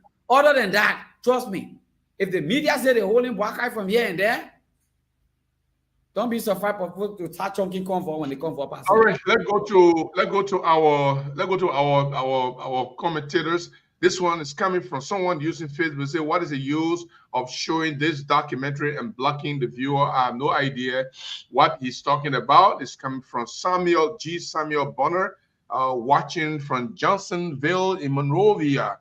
Johnsonville and Monrovia? No, Johnsonville and Monrovia? I don't think so. That Montserrado County, but not Monrovia. Monrovia is from City Hall to the American Embassy, from the bridge to the sea. That's the only Monrovia there. That's the real Monrovia there. Anytime you pass the City Hall, you are no longer in Monrovia. That's where Monrovia starts, for those of you who do not know. So yes, Johnsonville is in Montserrado County, but it's not in it's outside Monrovia. Yeah. So he says, CEO, we need to talk. Please check your inbox after the show. Well, I checked my inbox already. I don't see anything yet. He sent it to me already. He sent this information to me. He said, I'm here in Monrovia. I want us to compare notes. I want to be practicing with you in the meantime while I'm waiting the opening of my school. That's what he said. Okay, I actually love your platform. No problem. No problem. Chego, we need all the heads, all the good people. We will train some people. That's my own area. I like to train people. I like to take people from scratch and finish you up and make sure you finish. So I will be there in March, hopefully. And then when we get everything on course, thank God that we have our Article Incorporation. The next thing we're going to do is to get our business registration by Monday or Tuesday. We might be sending Sheku to go and do the business registration in full. So we will be fully legal, and then we can operate in and we can train all the people. And we'll say Jenan Kemakai from radio station manager in Cape May County. We say, thank you very much. You travel to the U.S. If you're able to fly to me, come to me. I'm in North Dakota. Let's compare notes. Let me know if you want to take a train to come and see North Dakota. Just inbox me. We can get you a train ticket. It will take 1 day, and then you are here in North Dakota. You can stay here for a few days, see some places in North Dakota, and then you can go right back. We'll continue to list with you to compare notes because we have interest in Cape May County. We want to make sure that. Let me go to Emmanuel Manse. This is not clear. Okay, that happens to be the document on there. This is too low. The audio I was talking about. Edwin Swase, good afternoon from my end. Where your end, Edwin? Where is your end? We don't know your end, my brother. But at least, man, just tell us where's your end. Let me go Edwin to in the United States. Good evening, Gibson and Sheku. I don't know why you call Sheku. Just say good evening, Gibson. Sheku will be just fine with that. Okay. Don't worry. Anything you can just say good evening, Gibson. Forget about Sheku. Sheku will understand that. No problem. Let's go to Arthur Solo. I'm driving home. He's supposed to be on here tonight, but he was driving. But he's also arguing with Sheku here. And he said police officers are not above the law, Sheku. No matter what happened, they should be able to face the full weight of the law. Let me go here to, they say CDC is not telling JMB home to a point, but concerned about the rule of law. Then Edwin Swase, we are not afraid of him. That's Jefferson Koji, my brother. He doesn't have a clean record. He's saying Jefferson Koji doesn't have that one. Jesus is coming soon. Beware, Prince. Okay. He said Liberian people will listen and learn from reality than lies. You spoke my mind. You spoke my mind. You spoke my mind. I don't know if Sheku is on board with us, but you spoke my mind. Let me go to Edwin Swase. Well, then they will fail and the Liberian people will know because we'll talk about the inability to raise salary, and Sheku was talking about people making promises that they can't keep as far back as trouble time in terms of rice, the price of rice and all of that. So Edwin said, well, if they don't keep their promises, then they are on their own. Then the Liberian people will know, and then they are on their own. And this one is coming. Edwin continues false promises and lies. And he continued, they thought it was my early time when the international community was giving money to the government. Absolutely, Edwin. This is exactly what we are saying. Joseph Boakai was vice president under Ellen, and the money was flowing in like water. So he think it will flow in like water when he become president. Well, good news for you is you are president. Bad news is it is a crushed ground that people scrap to be able to get something. And Joshua can relate to that. Let me go to Jesus is coming soon. Beware. Prince say, if the media is painting Boakai white and the people are suffering, then everything is okay. That's what you mean. I don't think so. I don't think so. If the media is painting Boakai white and the people are suffering, the people will take action. The media cannot stop the people from taking action. So you can write all you want to write. You can say all you want to say. You cannot put food in a person's stomach. When the person is hungry, they are hungry. You can say Joseph Boakai brought plenty of rest today, but they're not seeing it. They will tell you, say, to hell with you. We're not going to listen to you, media. In fact, they will call you a regime collaborator. Oh, Edwin, from his end, he's in Iowa, he's in Des Moines, and so we want to say he's right by me here. He's not far from me. He is very close there. It's 7 hours drive, and I'm there, Des Moines, always there, Edwin. The next time I come to Des Moines, I will look for you. I want to say thank you very much, Sheku. I think we did good. You stole my time. You stole my time craftily. You craftily stole my time, and you took me all the way to 26 minutes after the 5. I should be left alone to leave, but you did. You are smart. You kept me here. But I want to say thank you, Sekou, for everything you are doing down there. And I'll be driving right now. As soon as I'm done, I'm going to be driving to Fargo. And this show was the reason why I didn't go earlier, because I wanted to be part of the show. If I was driving, I was not going to be part. So once I'm done, I'm getting in the car to go to Fargo. When I get to Fargo, I will relate to you. Monday morning, Tuesday morning, we got a big job to do. So I want you to prepare yourself for it. Maybe if it's too heavy, we'll not have show, but we got to run beyond some things to happen on Monday or Tuesday. And I will call you to let you know. But thank you so much. Thank you guys for coming, for watching us. Please, every time you come, please share our what you might call, share our video, and we will be glad if you always come to visit us here. Thank you. Oh man, Grisha. Thank you Thank very you much. very much. Okay, all right. Just hit me up before you get in the car, please. It's very important. As soon as I cut off, so we can talk a little bit. And so, folks, that's all the time we have to be with you. And we'd like to say thank you so much. Join us tomorrow. It's from Monday to Monday. No time to waste. We're always here with this program, The Talking Point. Until then, bye-bye. We are out. Thank you, guys. Bye-bye.